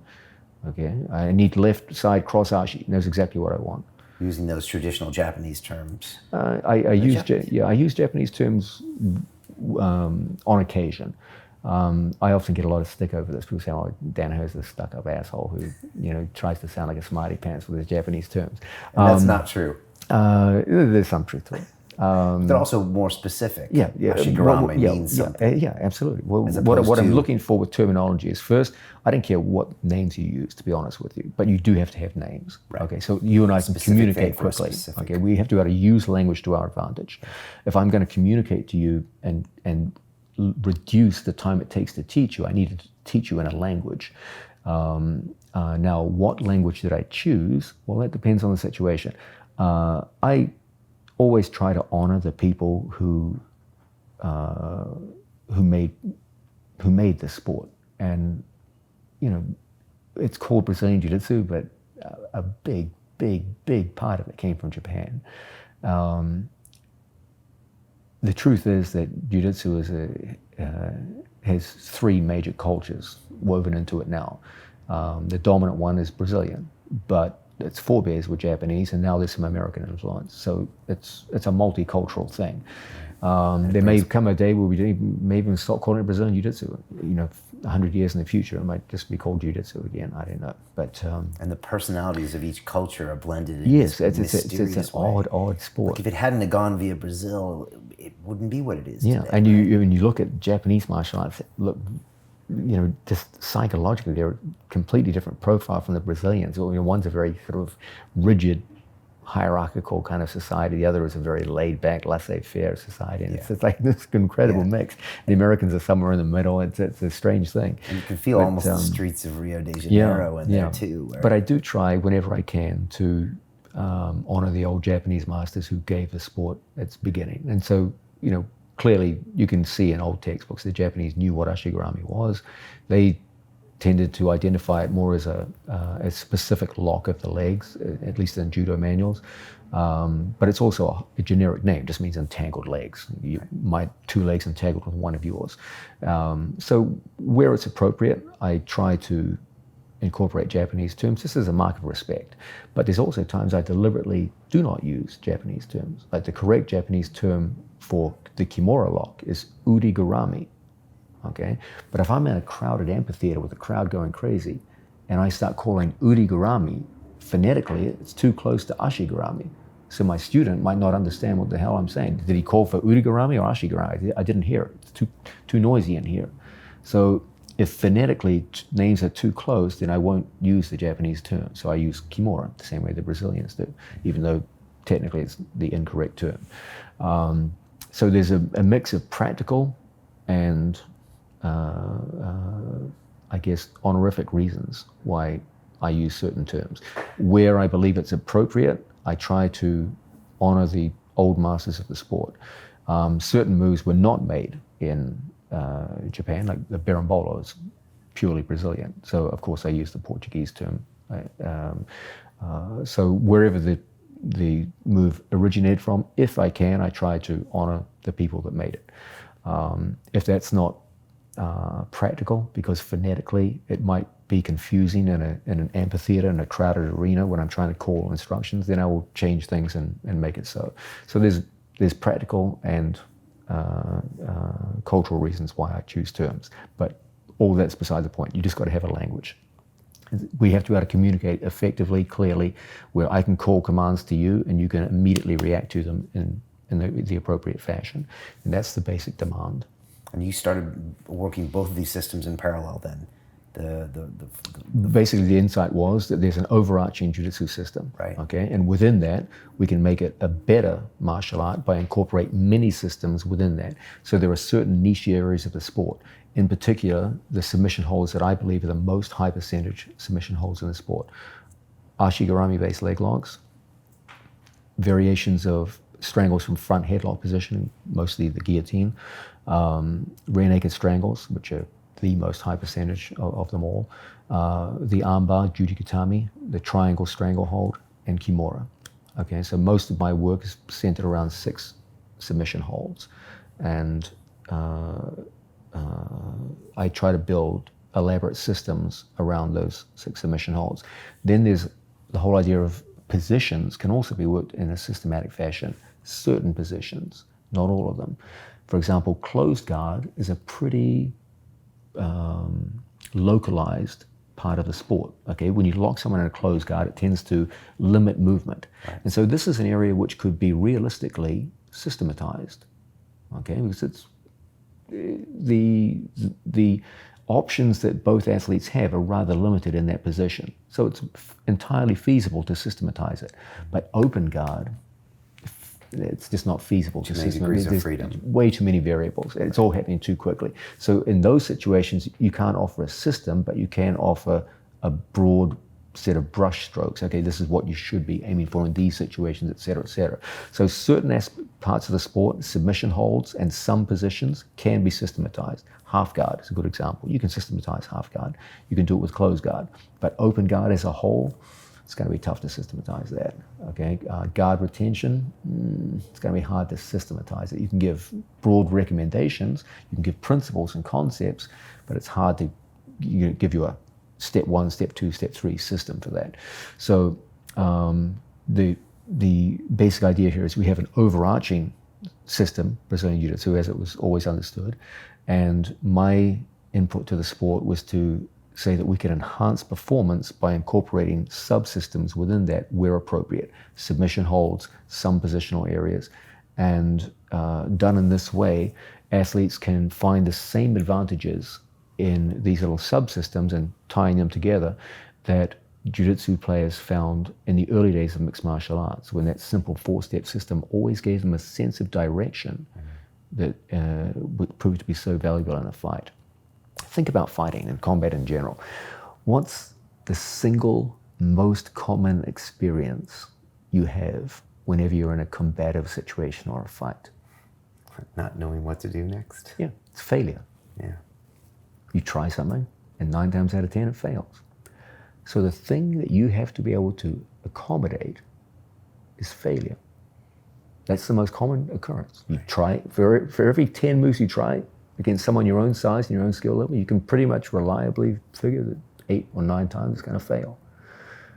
And so the ability to deal with failure is really the number 1 priority that you want to build upon as a combat athlete. That's exactly what a system does. Right. Okay? Think about that simple 4-step system. You got to take him down, you got to get past his legs, you got to work your way through the hierarchy of pins, and then you got to submit him. Let's say you take him down. Let's say you get past his legs. But then as you work your way through the pins, the guy bucks you off and gets back up to his feet. What do? Take him down again. Yeah, reboot the system. Right. You know exactly what you do, just go right back to the start of the system. And that's what makes great fighters. Exactly. This ability to say, okay, I know exactly what I have to do. Anytime there's a failure, just reboot the system and start again. So too with any one of those mini systems. If I'm going for a given leg lock on my opponent, and then at some stage in the system there's failure, I know exactly what I have to do. Stop, disengage, reboot, and go in again and repeat the same process until it works. This is new teaching technology, basically. You're giving your Yeah, students. yeah. But still, it's based on the same insight that the original Jiu-Jitsu masters had. Right. This idea of this a simple four-step You're system. just eliciting it. Yeah, So I'm just elaborating on it. The idea that there's, within the major system, there's smaller subsystems, and these will enable students to get considerable expertise within those niche areas of the sport. And if they can consistently push fights towards those niche areas, even though they've been training for less time than their opponents, they will have more time in training in those niche areas. And as long as they can keep it in those niche areas, they will be able to beat people who've been training 2 or 3 times longer than they have. which we started to see happen with your students. Yes. First of all, when did you complete these systems in your mind, or the majority of them? I would say that none of them are complete, and nor will they be complete when I die, because my students will continue to evolve them. They're always moving forward. When did they become 70% complete? Yeah, that's an entirely legitimate question. I would say I would do it by what were the biggest insights and when did they occur. For me, the biggest insight with leg locking was the notion of double trouble, which is the idea that if 90% of your opponent's defense to any given leg lock comes from the other leg, it's your responsibility to control the second leg, to make a division between primary and secondary leg. And that insight came in 2006. Was that a eureka moment? Yes, I remember thinking like, holy heck, We're that's focusing, significant. because in Because jiu-jitsu, it's so natural. You see a leg in front of you, it's so natural. Let me focus get on that this. leg. Right, just like an arm. Yeah. You don't worry about the other arm when you're on the arm bar. Yeah. But that's counterintuitive, that actually it's the other leg that's constantly pushing. The magic is in the other leg, Right. because that's where all the resistance is going to come from. If I can shut down that leg, breaking this one's going to be easy. But to break your right leg, I need to shut down the left leg. And I remember thinking, like, that's significant. 2006, what happened? Did you watch something happen? Or? No, it was a tinkering on the mats. Okay. I remember I had a guy in a nice heel hook, inside heel hook, and he stepped over my body. And I remember just watching his leg go across, going, that's it. I'm focused on this leg, but all his defense came from that leg. We rolled through, and I grabbed the other leg and laced it. And he just sat there squirming, looking at me. And I just held him for like, it must have been like 2-3 minutes. I'm like, I can break this guy's leg anytime I feel like it. And then I just separated the legs and submitted him. That's important.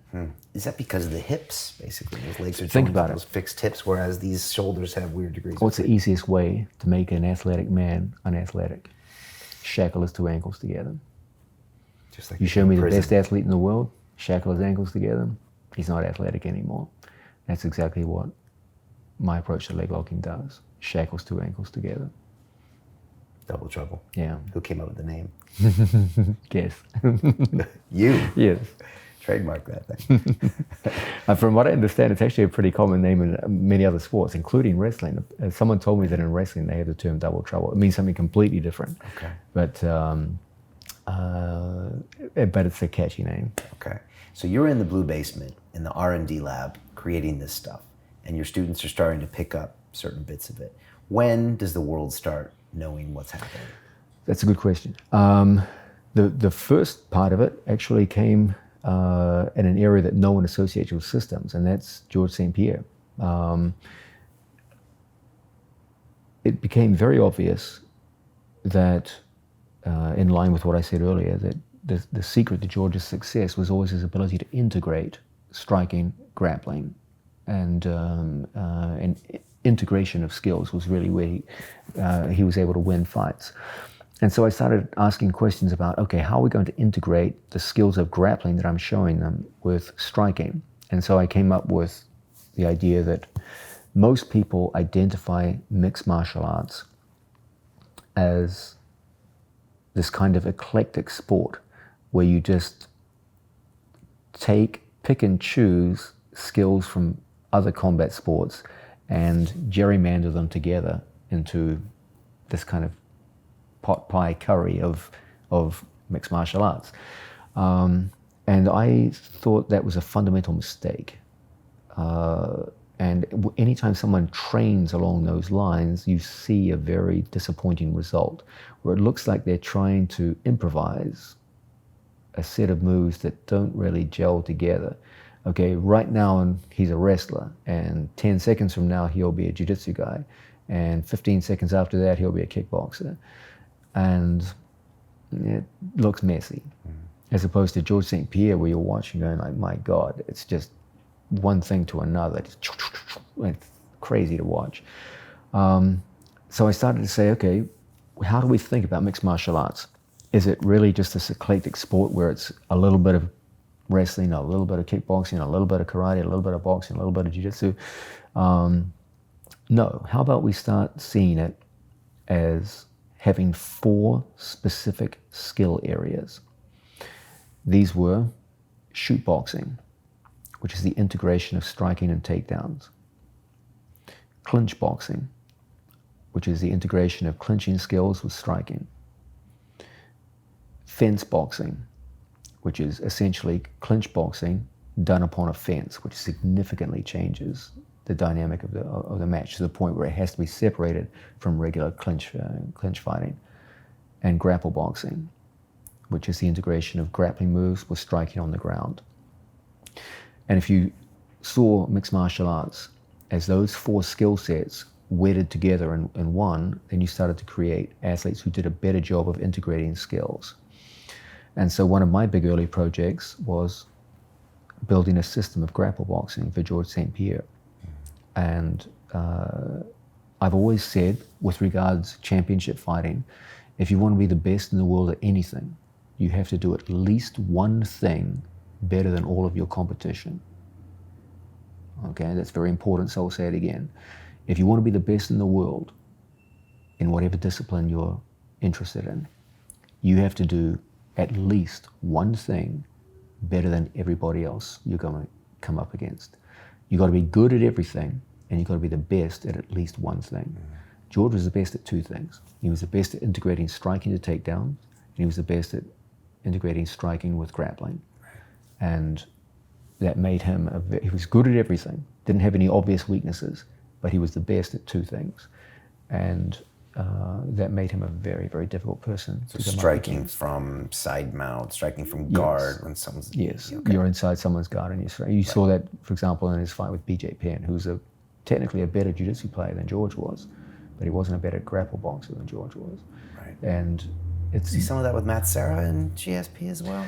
Yes, yeah. Okay. That was a tricky situation for me because I'm very close to both of them. That was a terrible time in my life, let me tell you. But you had to train, train one of them. Yeah, it was just a weird Did Matt time. leave for camp? And it was weird.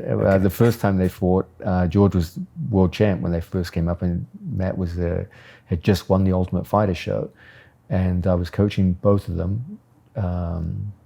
And I remember on the plane home from George's world title fight, they announced that he'd be fighting Matt Serra, and I was like, oh no, that's not what I wanted. And for the first match, I coached both of them. And there was a huge upset. Matt Serra won, and that was a terrible night. I remember getting phone calls from both of them, one ecstatic and one despondent. And just a bizarre night. I remember it well. And then things got complicated. They had a personality fallout. Matt was angry with some of the things that George had said after the fight, saying he'd underestimated him. If it was any other fighter, he would have trained more, and there was a misunderstanding. They're both very nice people. And they had trained together in the past? Not really. Because Matt had his own gym. Yeah, Matt had his own place. So George was from a generation after Matt at the academy. Yeah. And so we came to a gentleman's agreement that I would train George for fights where he wasn't fighting Matt Serra, and I wouldn't train either when they fought each other. Now, things got complicated because Matt actually ended up getting injured. He had a bad back injury, which kept him out of fighting for a while. So George had a series of fights with, I think it was John Fitch, Josh Koscheck, perhaps a few others in there, and I couldn't appear in George's corner. I could train him to fight those guys, but the understanding that Renzo hashed out was that I wouldn't corner George until the whole Matt versus George thing got worked out. So that's when Greg Jackson came in as a cornerman, and he and Faraz were the main cornerman at that time. And then George won the rematch against Matt Serra, and it became pretty obvious at that point that they were never going to fight again. And so I remember talking to Matt and saying, like, you know, Matt, you're probably never going to fight George again, and he agreed. And then I went back to, George started coming back to the academy, and he got ready for what at that time was the biggest super fight in UFC history, him versus BJ Penn. And that's when I went back to cornering George, and he was training. It was a crazy time. I remember George couldn't train at the academy at that time, so I would have to call up local martial arts schools in Manhattan. Now, I taught all day, and then at like 8:30 at night, I would have to call up Joe Bob's karate school on 12th Street and 3rd Avenue. And I had to be like, what time are you guys open until? 10 p.m. Okay, if we came by at 10 p.m. and gave you some extra money, could you stay open while we trained? Sure. And we would show up, and it would be George Saint Pierre and me. And some like 15-year-old kid behind the register would be like, it's George Saint Pierre, like, you know, like, oh my God, his hero just walked in. And we would train in these tiny little Taekwondo schools or karate schools, any place that had a little mat. And we'd get ready for these fights with Koscheck and Fitch and these other monsters. And then he would go back to Canada and try and work those techniques in Montreal with his training partners. It was a crazy time. It's not ideal way to train. It wasn't ideal, but to his credit, he still did incredibly well through all those fights. But it was an awkward time. It's you know, fighting's a hard thing in general, and to watch two very close friends fight each other, it's not a healthy thing to go through. Yeah. But so system-wise, George Saint Pierre started putting. He used the MMA together. systems, grapple boxing, fence boxing, and I've always said I had a strong influence on George on fence, clinch, and ground, but he was the absolute originator of his work on shoot boxing. That was his work. He taught me way more about that than I ever taught him on that subject matter. And he was incredibly intuitively tuned into the relationship between his original karate background, the nuances he was learning in boxing and Muay Thai and in wrestling, and integrating those two together. Yes, that's correct. And but he had a unique ability to use sets of feints, distancing, and his jab.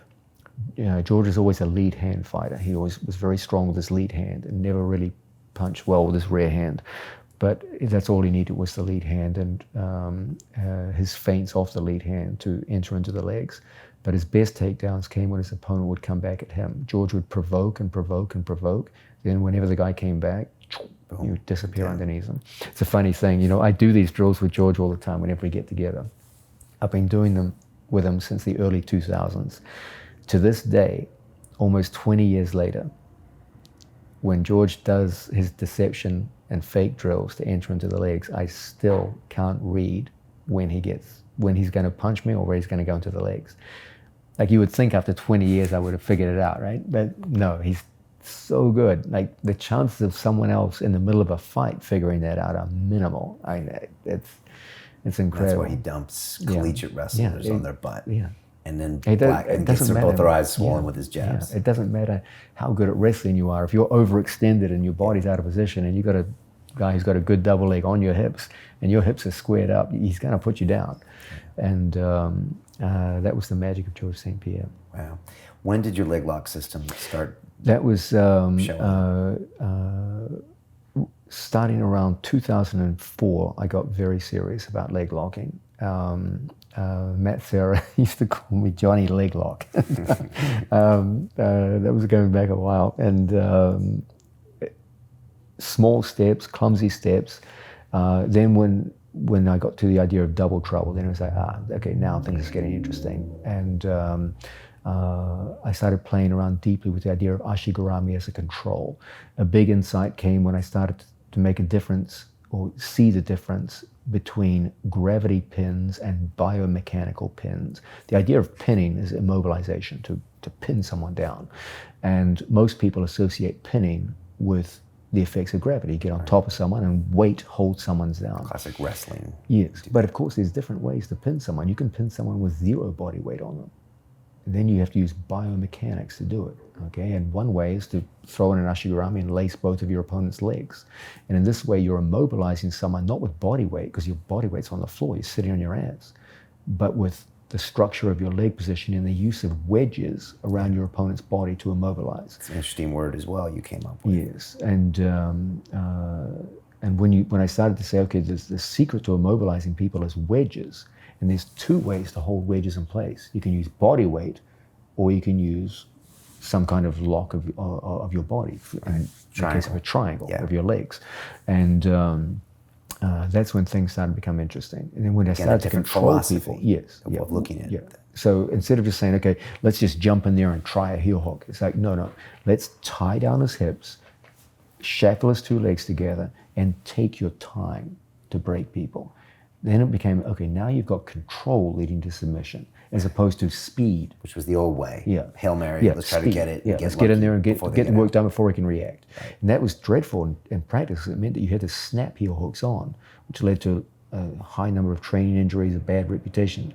Now suddenly you had the ability to control things and slow things down, take your time and get control. The injury rate just dropped. Which means the learning rate goes up. Exactly. People were confident about it, and they could try these things without being fearful of hurting their friends and training partners.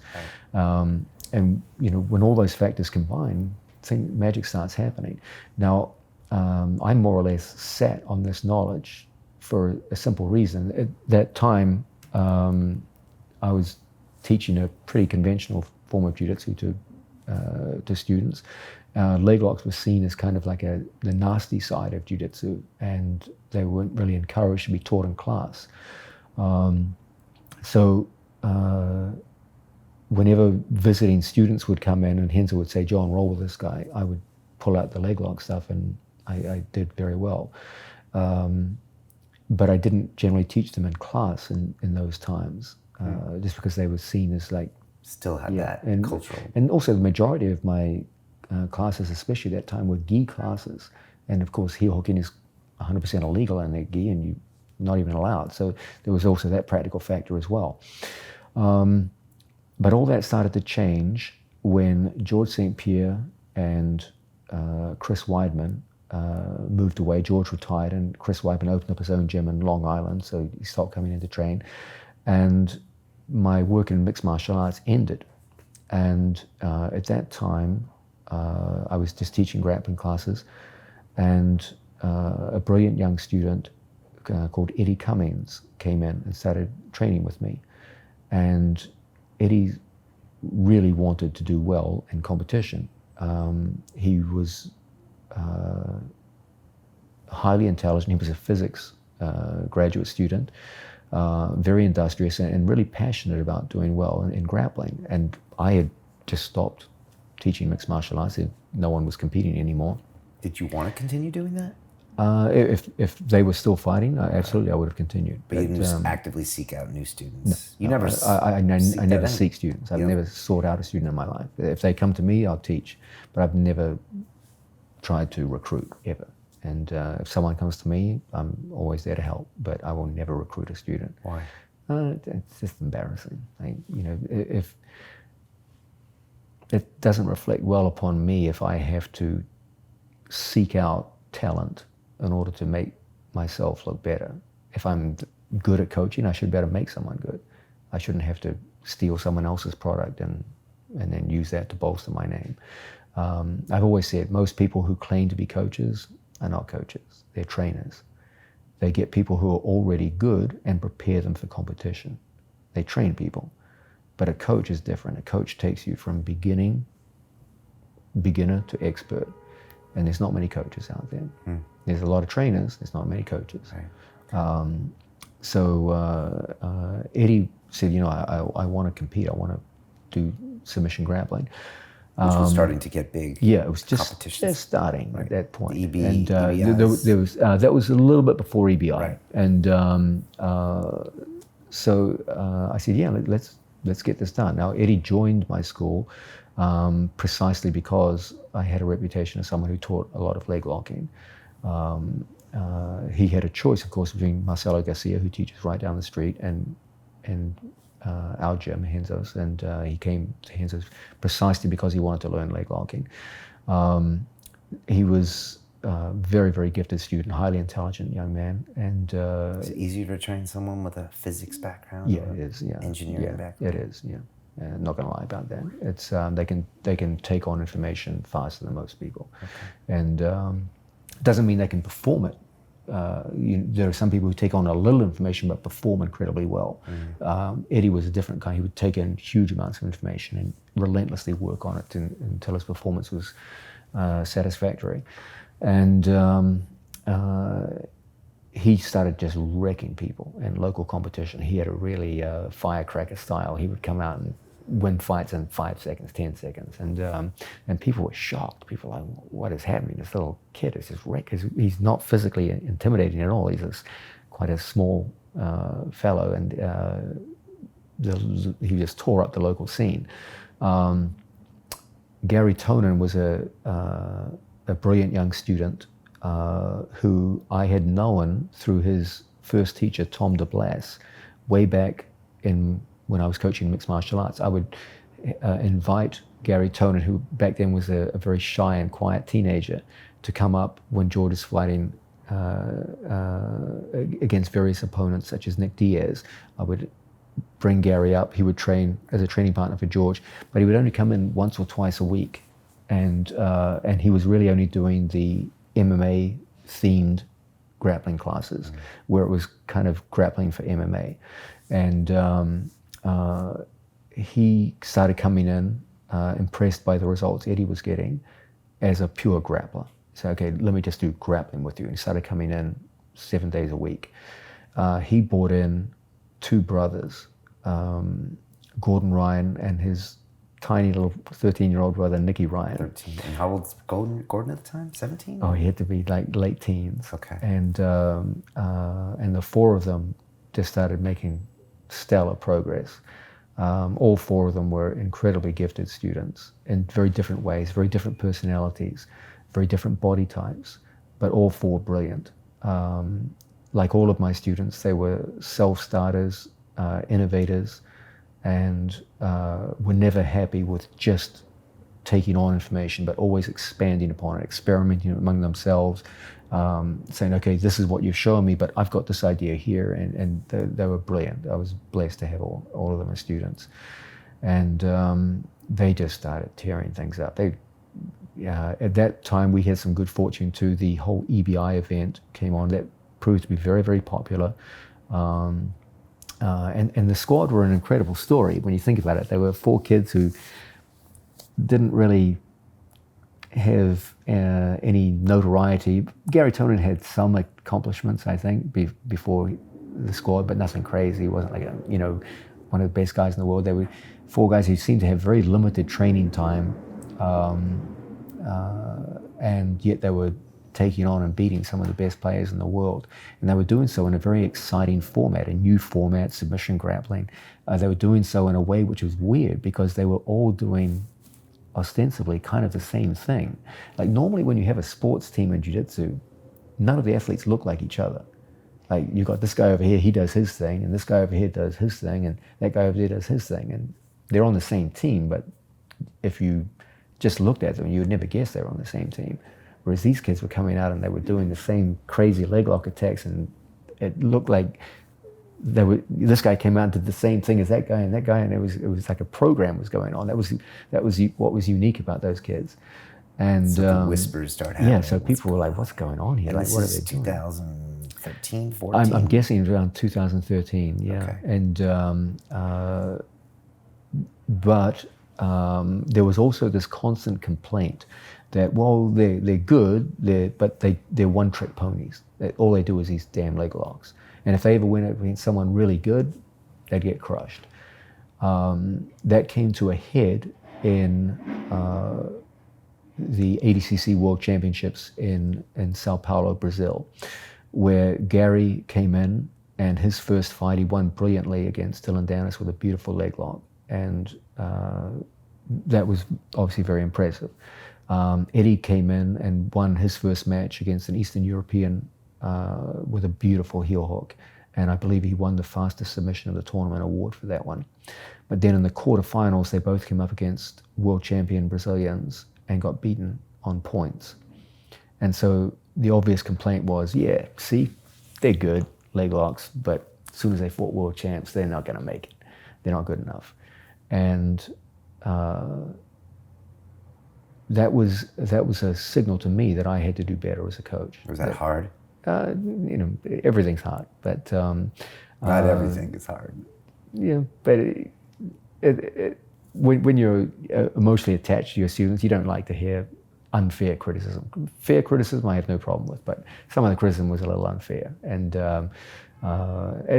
some of it came out of just the cultural bias against leg locks, things like that. But innovators always get criticized. Yeah, of course, it's part of the process. It's not the first time it's happened. So you thought to yourself, how can I make this system better? How can I do better for my students? And the obvious question was that I had been pushing them purely as submission grapplers. Okay, the only thing that counts is submitting people. And that had to change. In order for the work of these kids to really be appreciated, they had to win at a higher level. And that meant they had to go the positional route as well as submissions. And so the next ADCC camp, I really changed the focus. And by then, Eddie had left to start his own career, but the young Gordon Ryan had really started to physically mature, and he was training full-time and just making remarkable progress. And he went out and absolutely crushed it at, I believe, 2017 in Finland, and had the most successful debut performance in ADCC history. The other guys also put on a very strong showing, and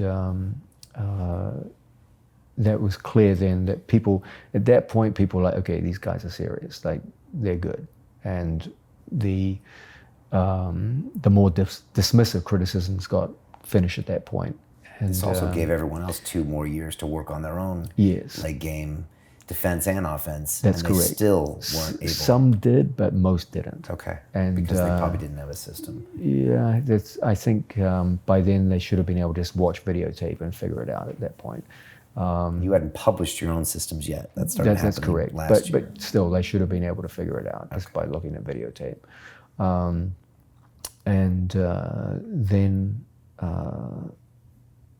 Then the big one with the solidification of that was the most recent ADCC, where the squad, despite being a relatively small team with no financing, not even really having its own school, won more medals than any other team in history. Talk me through 2019 Abu Dhabi.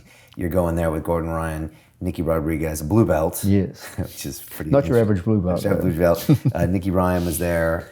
And Craig Jones trained with us for that one. He's been training with us for a long time now. And this was a big one, and you knew all eyes were going to be on you guys. Yes. And you had been watching your team training and knew there was a lot of potential. Yes. It was it's a fascinating thing getting ready for ADCC, and we always start about 12 weeks out, and getting people ready for the rule set, which is a little different from most. For people that don't know, what is the background of ADCC, and why is it the coveted? It's a rather strange background, really. Obviously, financing is a big part of any industry, and Jiu-Jitsu always suffered from a lack of finance. Like it's a pretty mom and pop industry, really. But some members of the royal family in Abu Dhabi were living in the United States. I believe they were going to college at the time in California, and they became interested in jiu-jitsu through MMA, watching UFCs. And they started practicing in California. Then when they moved back to Abu Dhabi, they became interested in the idea of starting a championship. Now, there was no accredited no-gi submission grappling world championship at that time. They were the first ones on the block, and they had serious financial backing. And so they were able to get the leading figures of the sport and bring them in large numbers and the original ones were all set in Abu Dhabi. So they had this kind of exotic locale of, you go to the Middle East and you sit in front of kings and princes and you battle against the best guys in the world. So it was kind of like, it was like the island of Dr. Han in an old Bruce Lee movie. I love it. And so it had this kind of exotic thing. And for that time, the prize money was good. It was better than most UFCs at that time. So it had a lot of prestige associated with it, and the event took off and evolved over time to become more professional. The early ones were a lot less professional than today. You tended to have very good people with a lot of people that weren't so good. There were a lot of fixed matches, and that's all been rooted out now. And now it's like the grappling Olympics. And so 2019 in LA. Yes. And there's a lot of people in that stadium. Yes, it was gratifying to see how far the sport has come. Mo Jassim ran the event in a splendid fashion, put on a very, very professional show, and it looked like you would go to see like the World Judo Championships or the World Freestyle Wrestling Championship. It was on that level, and it was very, very impressive to be a part of it. Some Hollywood in there as well. Yes, yeah. yes. And so you start preparing 12 weeks out. You know there's a lot riding on this. You got a lot of talent, probably more than people even know. How do you feel in the basement? I'm always quietly confident when my students go out, but everything's about preparation. Every time you go to prepare, there's always things that you never predicted would have happened. There's crazy things that you never foresee that did happen and can interfere with things, small injuries. In this case, we had a crazy infectious eye disease that broke out early in the camp, and whoever would have predicted that would have happened, and it almost put the whole thing on hold, and it interfered with training for almost a week. Gordon had a knee injury. Gordon was coming from major reconstructive knee surgery. Like 3 weeks out, I didn't even think he was going to be in the event, and then suddenly 2 weeks out, I'm looking at him going like, this guy's the best guy in the world. Like even with his knee at 80%, he's the best guy in the world. It's simple as that. I said, Gordon, go and do the event, just do it. And then Gordon literally chewed his own hand up. He bought one of these crazy electric bikes. He's such a moron, my God. He bought this crazy electric bike, which he insisted on driving from his place up in Harlem down to the academy every day to save money. I'm like, dude, like if there's one way to derail an athletic career is buy a motorcycle. You're 100% guaranteed to get injured. Get rid of that thing. He wouldn't. And then one day he's somehow he goes to pick it up. The wheel spins, drags his hands into the operating. It's lucky he didn't lose a finger for crying out loud. And his hand was just lacerated all over his entire hand. And he comes in one day with his hand like this big with just blood all over it. I'm like, that's it. You've survived a knee injury, the eye disease, and now this. Like, you're not going to do Abu Dhabi. So he, to his credit, he just tapes everything up, continued, trained all the way through despite all the pain. And then the night before ADCC, he got crazy food poisoning. Like, so bad that he couldn't even make an appearance for the pre-fight appearance. All the athletes come together. He was in the bathroom just literally puking his guts out. He lost like 7 pounds in 24 hours. It was crazy. So he went through all of these trials that no one ever could have foreseen, and still came out and beat everyone without a single point being scored on him. But everyone performed really, really well. I'm really happy. And what were the best moments for you that weekend? All of them are good, but just in different ways. Because I never want to say that one is greater than another because it devalues the achievements of the other athletes. The truth is, with only a few rare exceptions, like your teacher, Roger Gracie, Gordon, the difference between the first place winner and the fifth place winner is minuscule. And often it comes down to just small things that happened on that day. Every so often you get a truly dominant champion like Hodger or Gordon who will win pretty much regardless. Like they can be sick, they can have influenza and they'll still go out and win. But that's the exception rather than the rule. For most people, the difference between first place, second place, third place, fourth place is tiny. And if you had the event on Saturday and so-and-so won the event, if you threw the same event on Sunday, he might come seventh. Okay, that's how tight it is. So I never like to say, oh, I enjoyed this moment the most, because it devalues the work of the other guys who work just as hard. And if circumstances had been just a little bit different, maybe they would have been on the gold medal platform. Like Nicky Ryan had a heartbreaking match where some refereeing calls that were rather dubious. If they had been different, who's to say he wouldn't have had a medal? So yeah, favorite moments. There were many good moments. With Nicky Rodriguez breakout. That was incredible. Yeah. The funny thing about Nicky Rodriguez is, every so often you will see someone come out and just know they're going to be a superstar, and you're not sure what it is, But the first match he came out,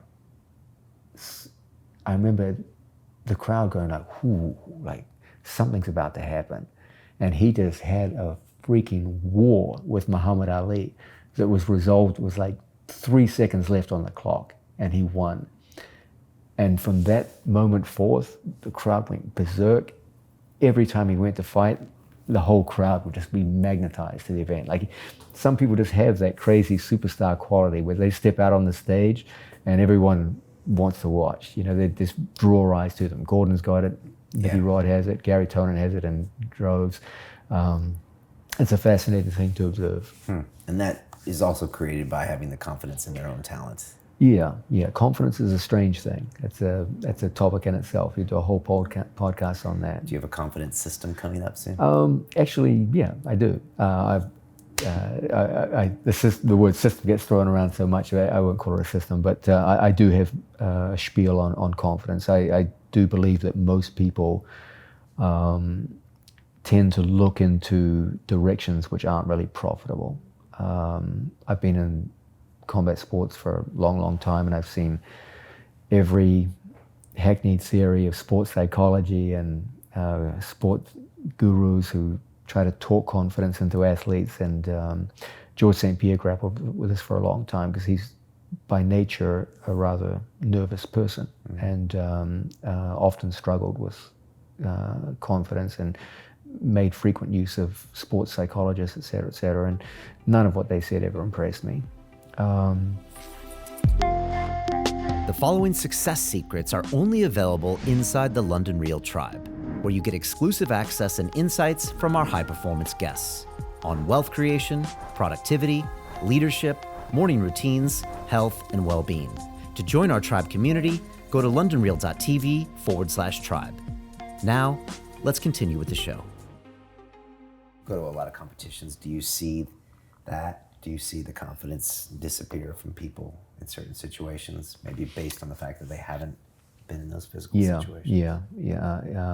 You definitely do see breaking points in matches where there'll be resistance up to a certain level and then just acquiescence. Yeah, acceptance. And it happened at Abu Dhabi as well, with some seasoned people. Yeah. I mean, everyone. Gordon Ryan, to a certain extent, is kind of the Conor McGregor of Jiu Jitsu. I mean, he's talked in an incredible game. Do you find that fun and amusing? Yeah, it's. I'm kind of old school, and but people get upset over the smallest things. At the end of the day, Gordon's a very, very nice person. He's got a heart of gold, and he'll do anything for his friends. I value people based on their actions, not their words. And when I see someone helping a friend and making real sacrifices to help a friend, he's a good person. Who cares what they say? He's says jokes, and these are superficial things. But we live in an age where people get upset over words. But meanwhile, they will let heinous actions go by without a blink, but they get hung up over words.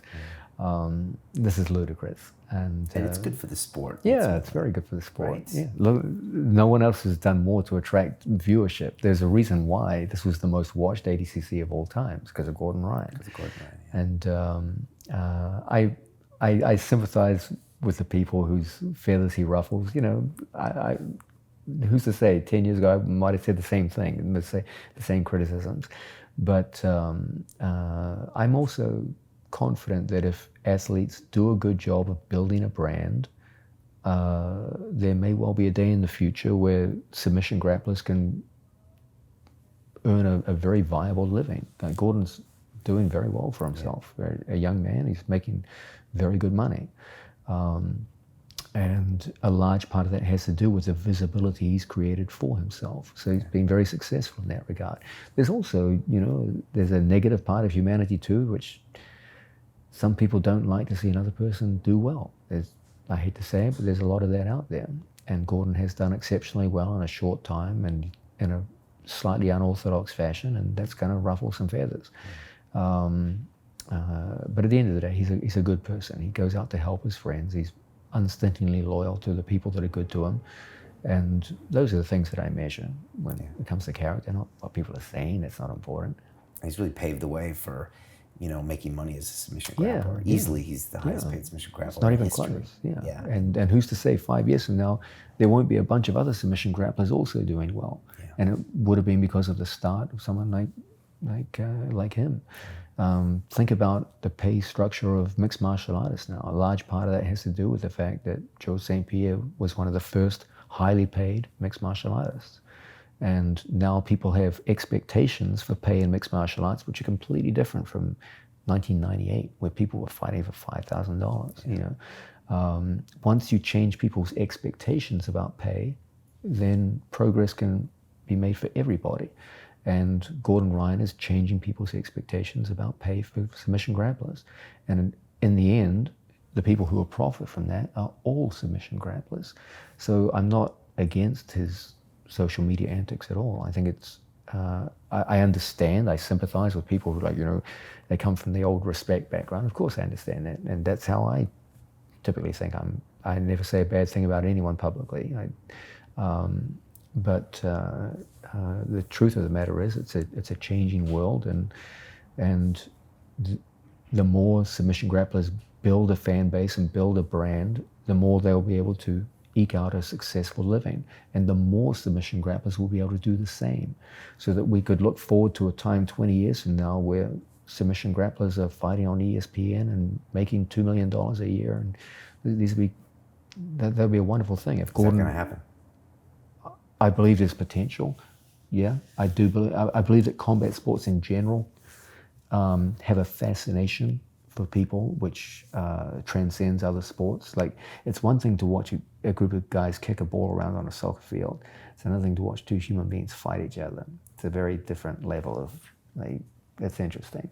Dana White says it's in our DNA. Yeah. Dana White always says if two guys are playing basketball and two guys are playing hockey and a fight breaks out, they'll all go watch the fight. That's 100% true. My experience with that in bouncing is 100% true. You can, if a fight breaks out in a nightclub, I guarantee every single eye in the club will watch the fight. You can have the most beautiful women in the world lined up on a stage, and if a fight breaks out over there, all the men's eyes will go to the fight and off the females. So yeah, we do have a fascination with combat, and so I think there's tremendous potential in combat sports.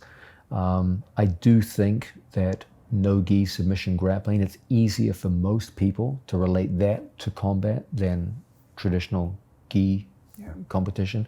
It looks on the surface more like mixed martial arts. The uniforms, etc., are closer to it. People tend to associate the gi, rightly or wrongly, with a little bit of artificiality. It's a little distant from fighting.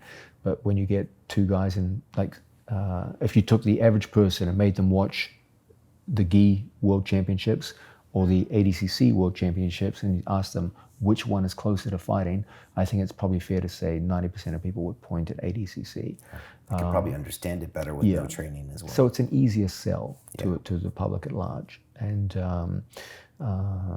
so, yeah, I think Gordon is doing a great job of building his brand, and he's doing so in a slightly different way than most people.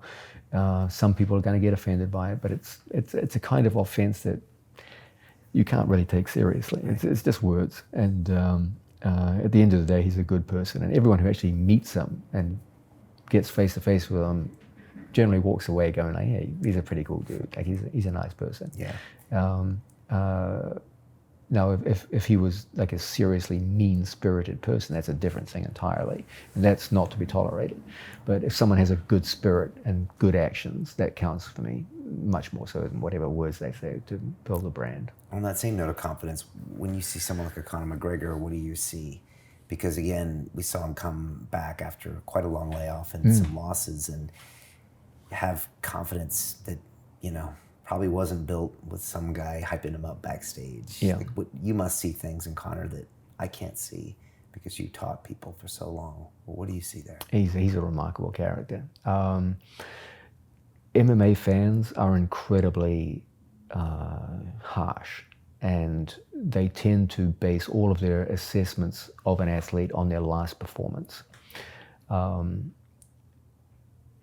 With Conor McGregor, he's incredibly gifted at what he does, and he has obvious limitations in the things that he doesn't do. And that tends to create very extreme performances where it's either brilliantly dominant or, in some cases, mediocre, and in other cases, like absolutely flawed. So, for example, when he fought Chad Mendes, he looked quite limited in the opening rounds, getting taken down repeatedly. But then when the takedown stopped, suddenly he looked brilliant again. With Khabib, he never really got a chance to get his game going in any serious fashion, and he just looked very limited. But when he can play his strong points, he's very, very impressive indeed. And he's got that highlight reel element to him. He's got an ability to pull attention to him, which is quite unique and extraordinary. If you look at the discrepancies in pay-per-view numbers between when he appears and when he doesn't, it's just night and day. Like he has a charisma. There's many different kinds of charisma. He has one form of charisma, which is obviously very, very powerful. I think it just comes from that larger-than-life look. Like most people go through their whole lives with a massive inferiority complex and a lot of fear. Okay, we're afraid of looking like a fool. We're terrified of failure. And most of us see ourselves as an underdog fighting around people who are much smarter than us, much more physically gifted than us. And as a result, we go through life kind of timid. And there's a strong attraction looking at someone who's the exact opposite of that, who goes through life completely confident in everything they do with no fears whatsoever. And that's a definite form of charisma. Like there's an attraction to that. And that's what Conor McGregor brings. On those big moments as well, he goes all in. Yes. And when most of us would hold back a little, ensure ourselves a little, and he doesn't, and he represents, maybe that limitless possibility of think about the idea of he always makes predictions for fights, and some of them are unerringly accurate. And that takes a lot of confidence, man. Like fighting is the most chaotic thing imaginable. Like anything can happen at any moment. And his style of fighting is particularly chaotic, where you make one mistake and you get caught. It's over. It's not like grappling where you can make many mistakes and still recover and win. In fisticuffs, you get one good clip on the jaw, it's done. And occasionally he does screw up. Like with Khabib, he got hit with a heavy overhand and almost dropped. But to have the confidence in with that style to say, okay, this is how I'm going to win, this is how it's going to be. It points to something really impressive. No, he's very, very gifted, and he has tremendous vision when he fights, sees everything. And you watch the slow motion replays of him, and he's watching a punch go by. Like most people, the eyes are all over the place, and the eyes are the foundation of your defense. Like everything, defense and offense, comes from your eyes first. Your eyes are your greatest weapon. Everyone talks about this is your weapon. No, your eyes see everything. When danger comes, the eyes alert, and the eyes see possibilities for attack. And the thing you always see with Conor is the eyes are always watching, never closing, never off his opponent. And you physically see him, when you talk about punching, at that level, human reaction speed isn't fast enough to get you out of the way of a punch. Like, there's limits to human reaction speed. There's small variations, but there are limits to it. And if I stand in front of you and flick at a certain speed, you're not going to be able to move in time. So you've got to ask yourself, how do these guys make punches miss? Because physically it should be impossible. Well, they're watching for the cues before the punch is thrown. And that's where the eyes become so important, where they're seeing a subtle shift in your knee, your hip, your shoulder alignment. And so they know what's coming and move accordingly. Because if they just waited for the punch and then tried to move out of the way, no one would ever miss a punch. Humans aren't that fast in our reaction speed. So it's a remarkable thing, but with him, his vision is extraordinary. He sees everything coming. But then when he gets into a grappling exchange, then it's a problem for him, because then he doesn't have nearly the depth of understanding that he does understand your position. And that's when you see him get tired. Yeah. He starts becoming inefficient. Because he has no gas. He has lots of gas, provided he's in his favorite areas. Right. But if you put him into hard grappling exchanges, that's when he gets tired. It's like anything in life. You take the greatest jiu-jitsu players in the world, you put them in a pair of boxing gloves and make them box each other, they're going to be exhausted in 3 minutes. They're good athletes, they can grapple all day, but they're not used to getting punched, and the movements associated with it, the tempo of striking is completely different from grappling. The muscular demands are completely different. And so in 3 minutes, they'll be completely exhausted and on the floor. And then similarly, you take two great boxers and make them wrestle each other, they'll be exhausted in 3 minutes because they're just not efficient with the movements. Most of what we call endurance and gas, as the Americans say, has to do with muscular efficiency. And Conor's very efficient in his realm, but much less so in the grappling realm. You share this theory with GSP, right? He thinks there's no cardio, there's just that's correct. Efficient use of muscularity. Yeah. Okay. Do you enjoy being back in the MMA arena with Tonin? Yes, I love it. You miss it, you enjoy it? No, it's a very, very difficult challenge. Like, grappling is one level of difficulty, then when you add the skills of mixed martial arts, it's like a whole new level of difficulty. Now it's 2 worlds instead of 1. And you can even go beyond that and say it's 2 worlds plus the combination of the 2 worlds. It's a difficult thing. So the complexity goes up and the stakes are much higher. And the price of failure in grappling is pretty low. You just tap and it's over. In mixed martial arts, it can get pretty ugly. And there's been some, the potential for damage is much, much greater. Yeah, it's been some nasty injuries lately. Yeah. What's Abu Dhabi 21 going to look like, and what's the squad look like going forward? Do you like the term Danaher Death Squad? No. A little bit? I always used to call them the squad, and then one of my students started calling them the Danaher Death Squad because they finish people all the time. So they don't just beat their opponents, they kill their opponents with a submission hold. And the thing took off on social media, and I always just call them the squad. That was the original name. And but it's funny. I'm not going to say I won't use it or something like that. There's been some funny moments. I remember my mother, someone told her, "Oh, your son's like a jiu-jitsu coach in New York," and she goes, "You should Google him. He's getting quite famous in his sport." So she Googles Danaher, and the first thing that came up on Google was Death Squad. She's like, "What are you doing? Like, you're in charge of a death squad. And I'm like, don't worry, Mum, it's okay. Like, yeah.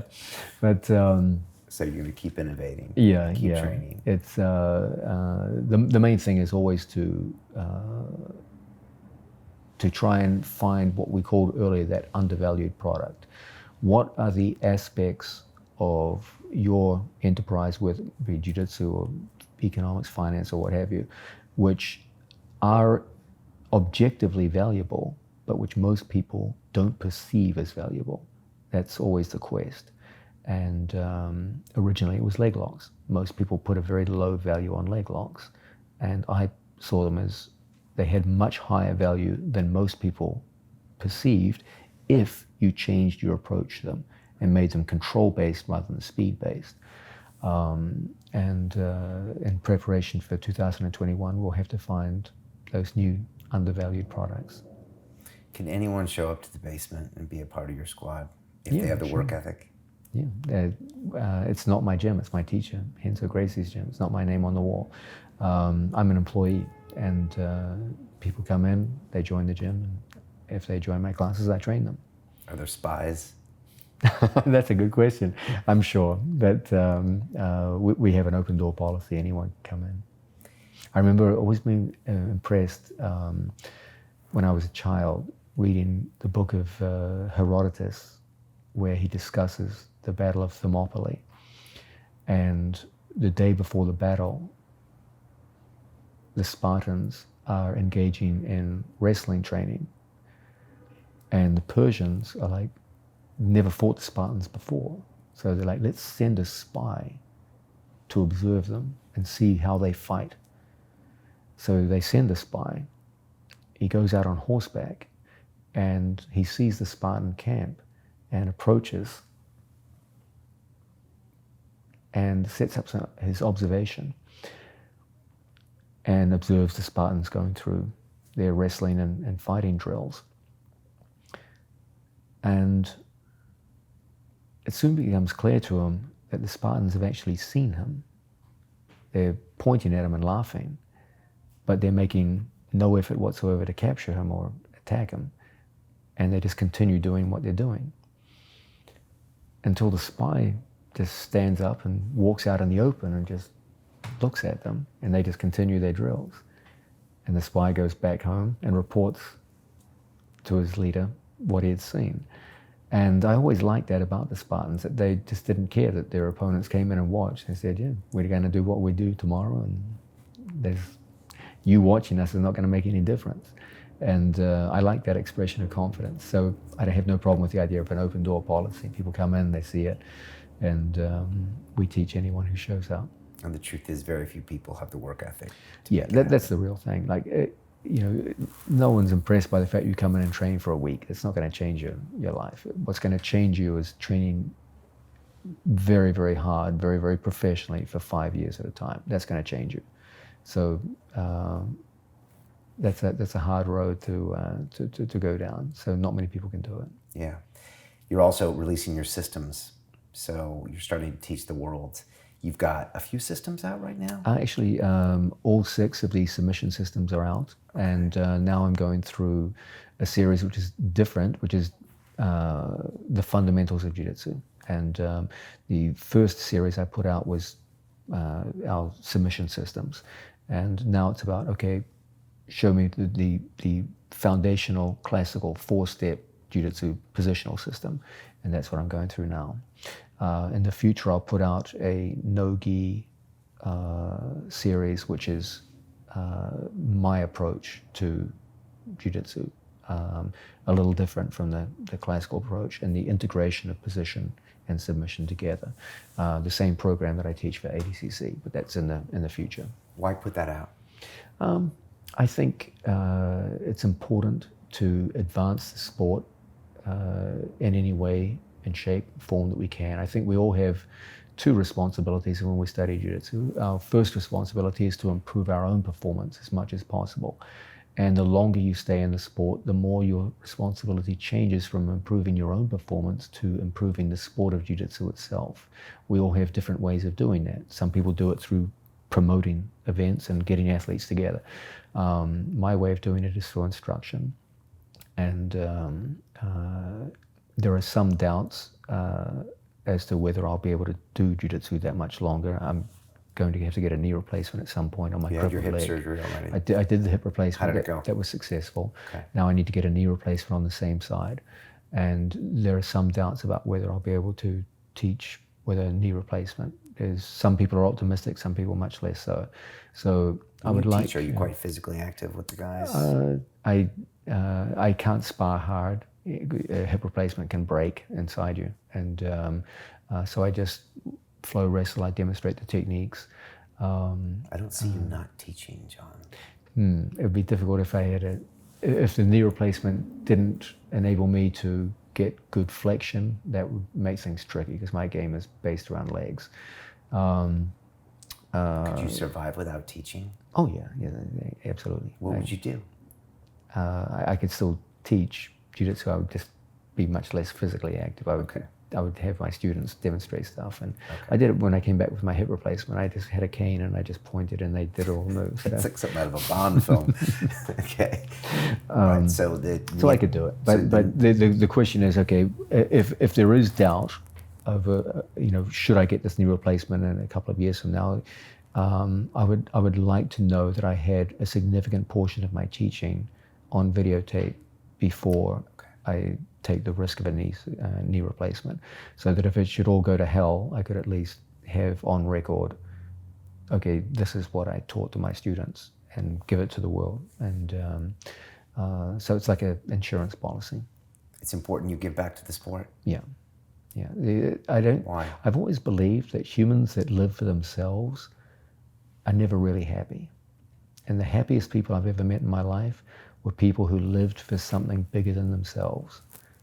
And the moment you only confine your interest to yourself, you become an unsettled person. You can have a lot of success, you can have the trappings of success, but inside something's always lacking. And as I said, the happiest people I ever met in the course of my life were those who live for something bigger than themselves.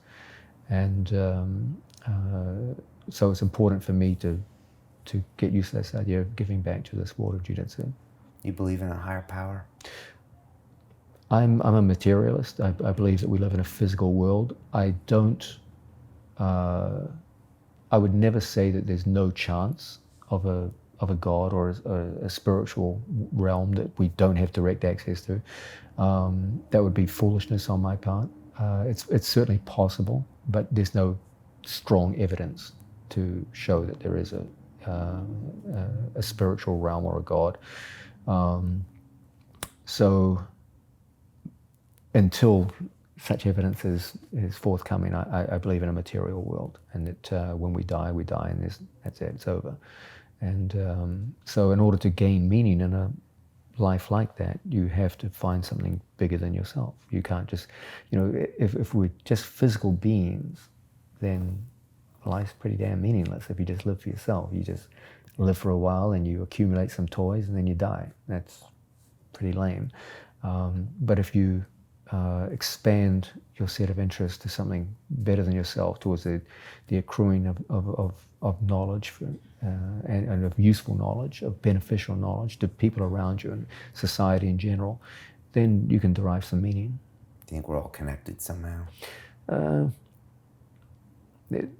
Humans are social creatures, so there's some sense in which we're connected.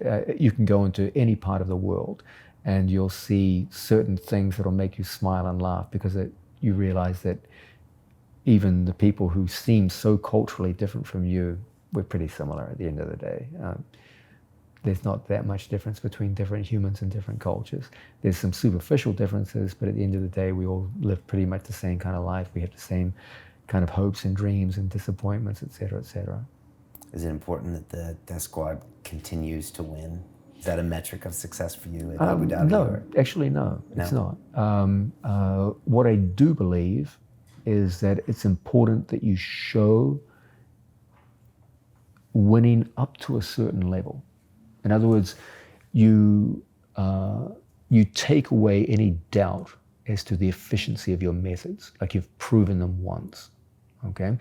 But it's unrealistic to expect that you will win forever. It's the history of human conflict is always shown very clearly that the pattern is one where a certain kind of fighting technique fights its way into the forefront, becomes an acknowledged power, and then gets defeated by a rising new power. And then that power in turn gets defeated by a subsequent power. No one approach to warfare has ever proven to be dominant over time. It has a moment in the sun where it flourishes, and then it gets overtaken by a new one, which then gets overtaken by a subsequent one, et cetera, et cetera. Grappling's no different. Styles come and go, and I don't expect my style to live forever any more than any other style has. But what has been shown decisively is that the approach of subsystems within an overarching system, wrapped up with a certain kind of teaching methodology, has proven to be very effective. And if anyone started the sport of Jiu-Jitsu and applied themselves with it, they would be a very good fighter. And that's enough. If we should just fall apart and start losing tomorrow, of course it'd be disappointing.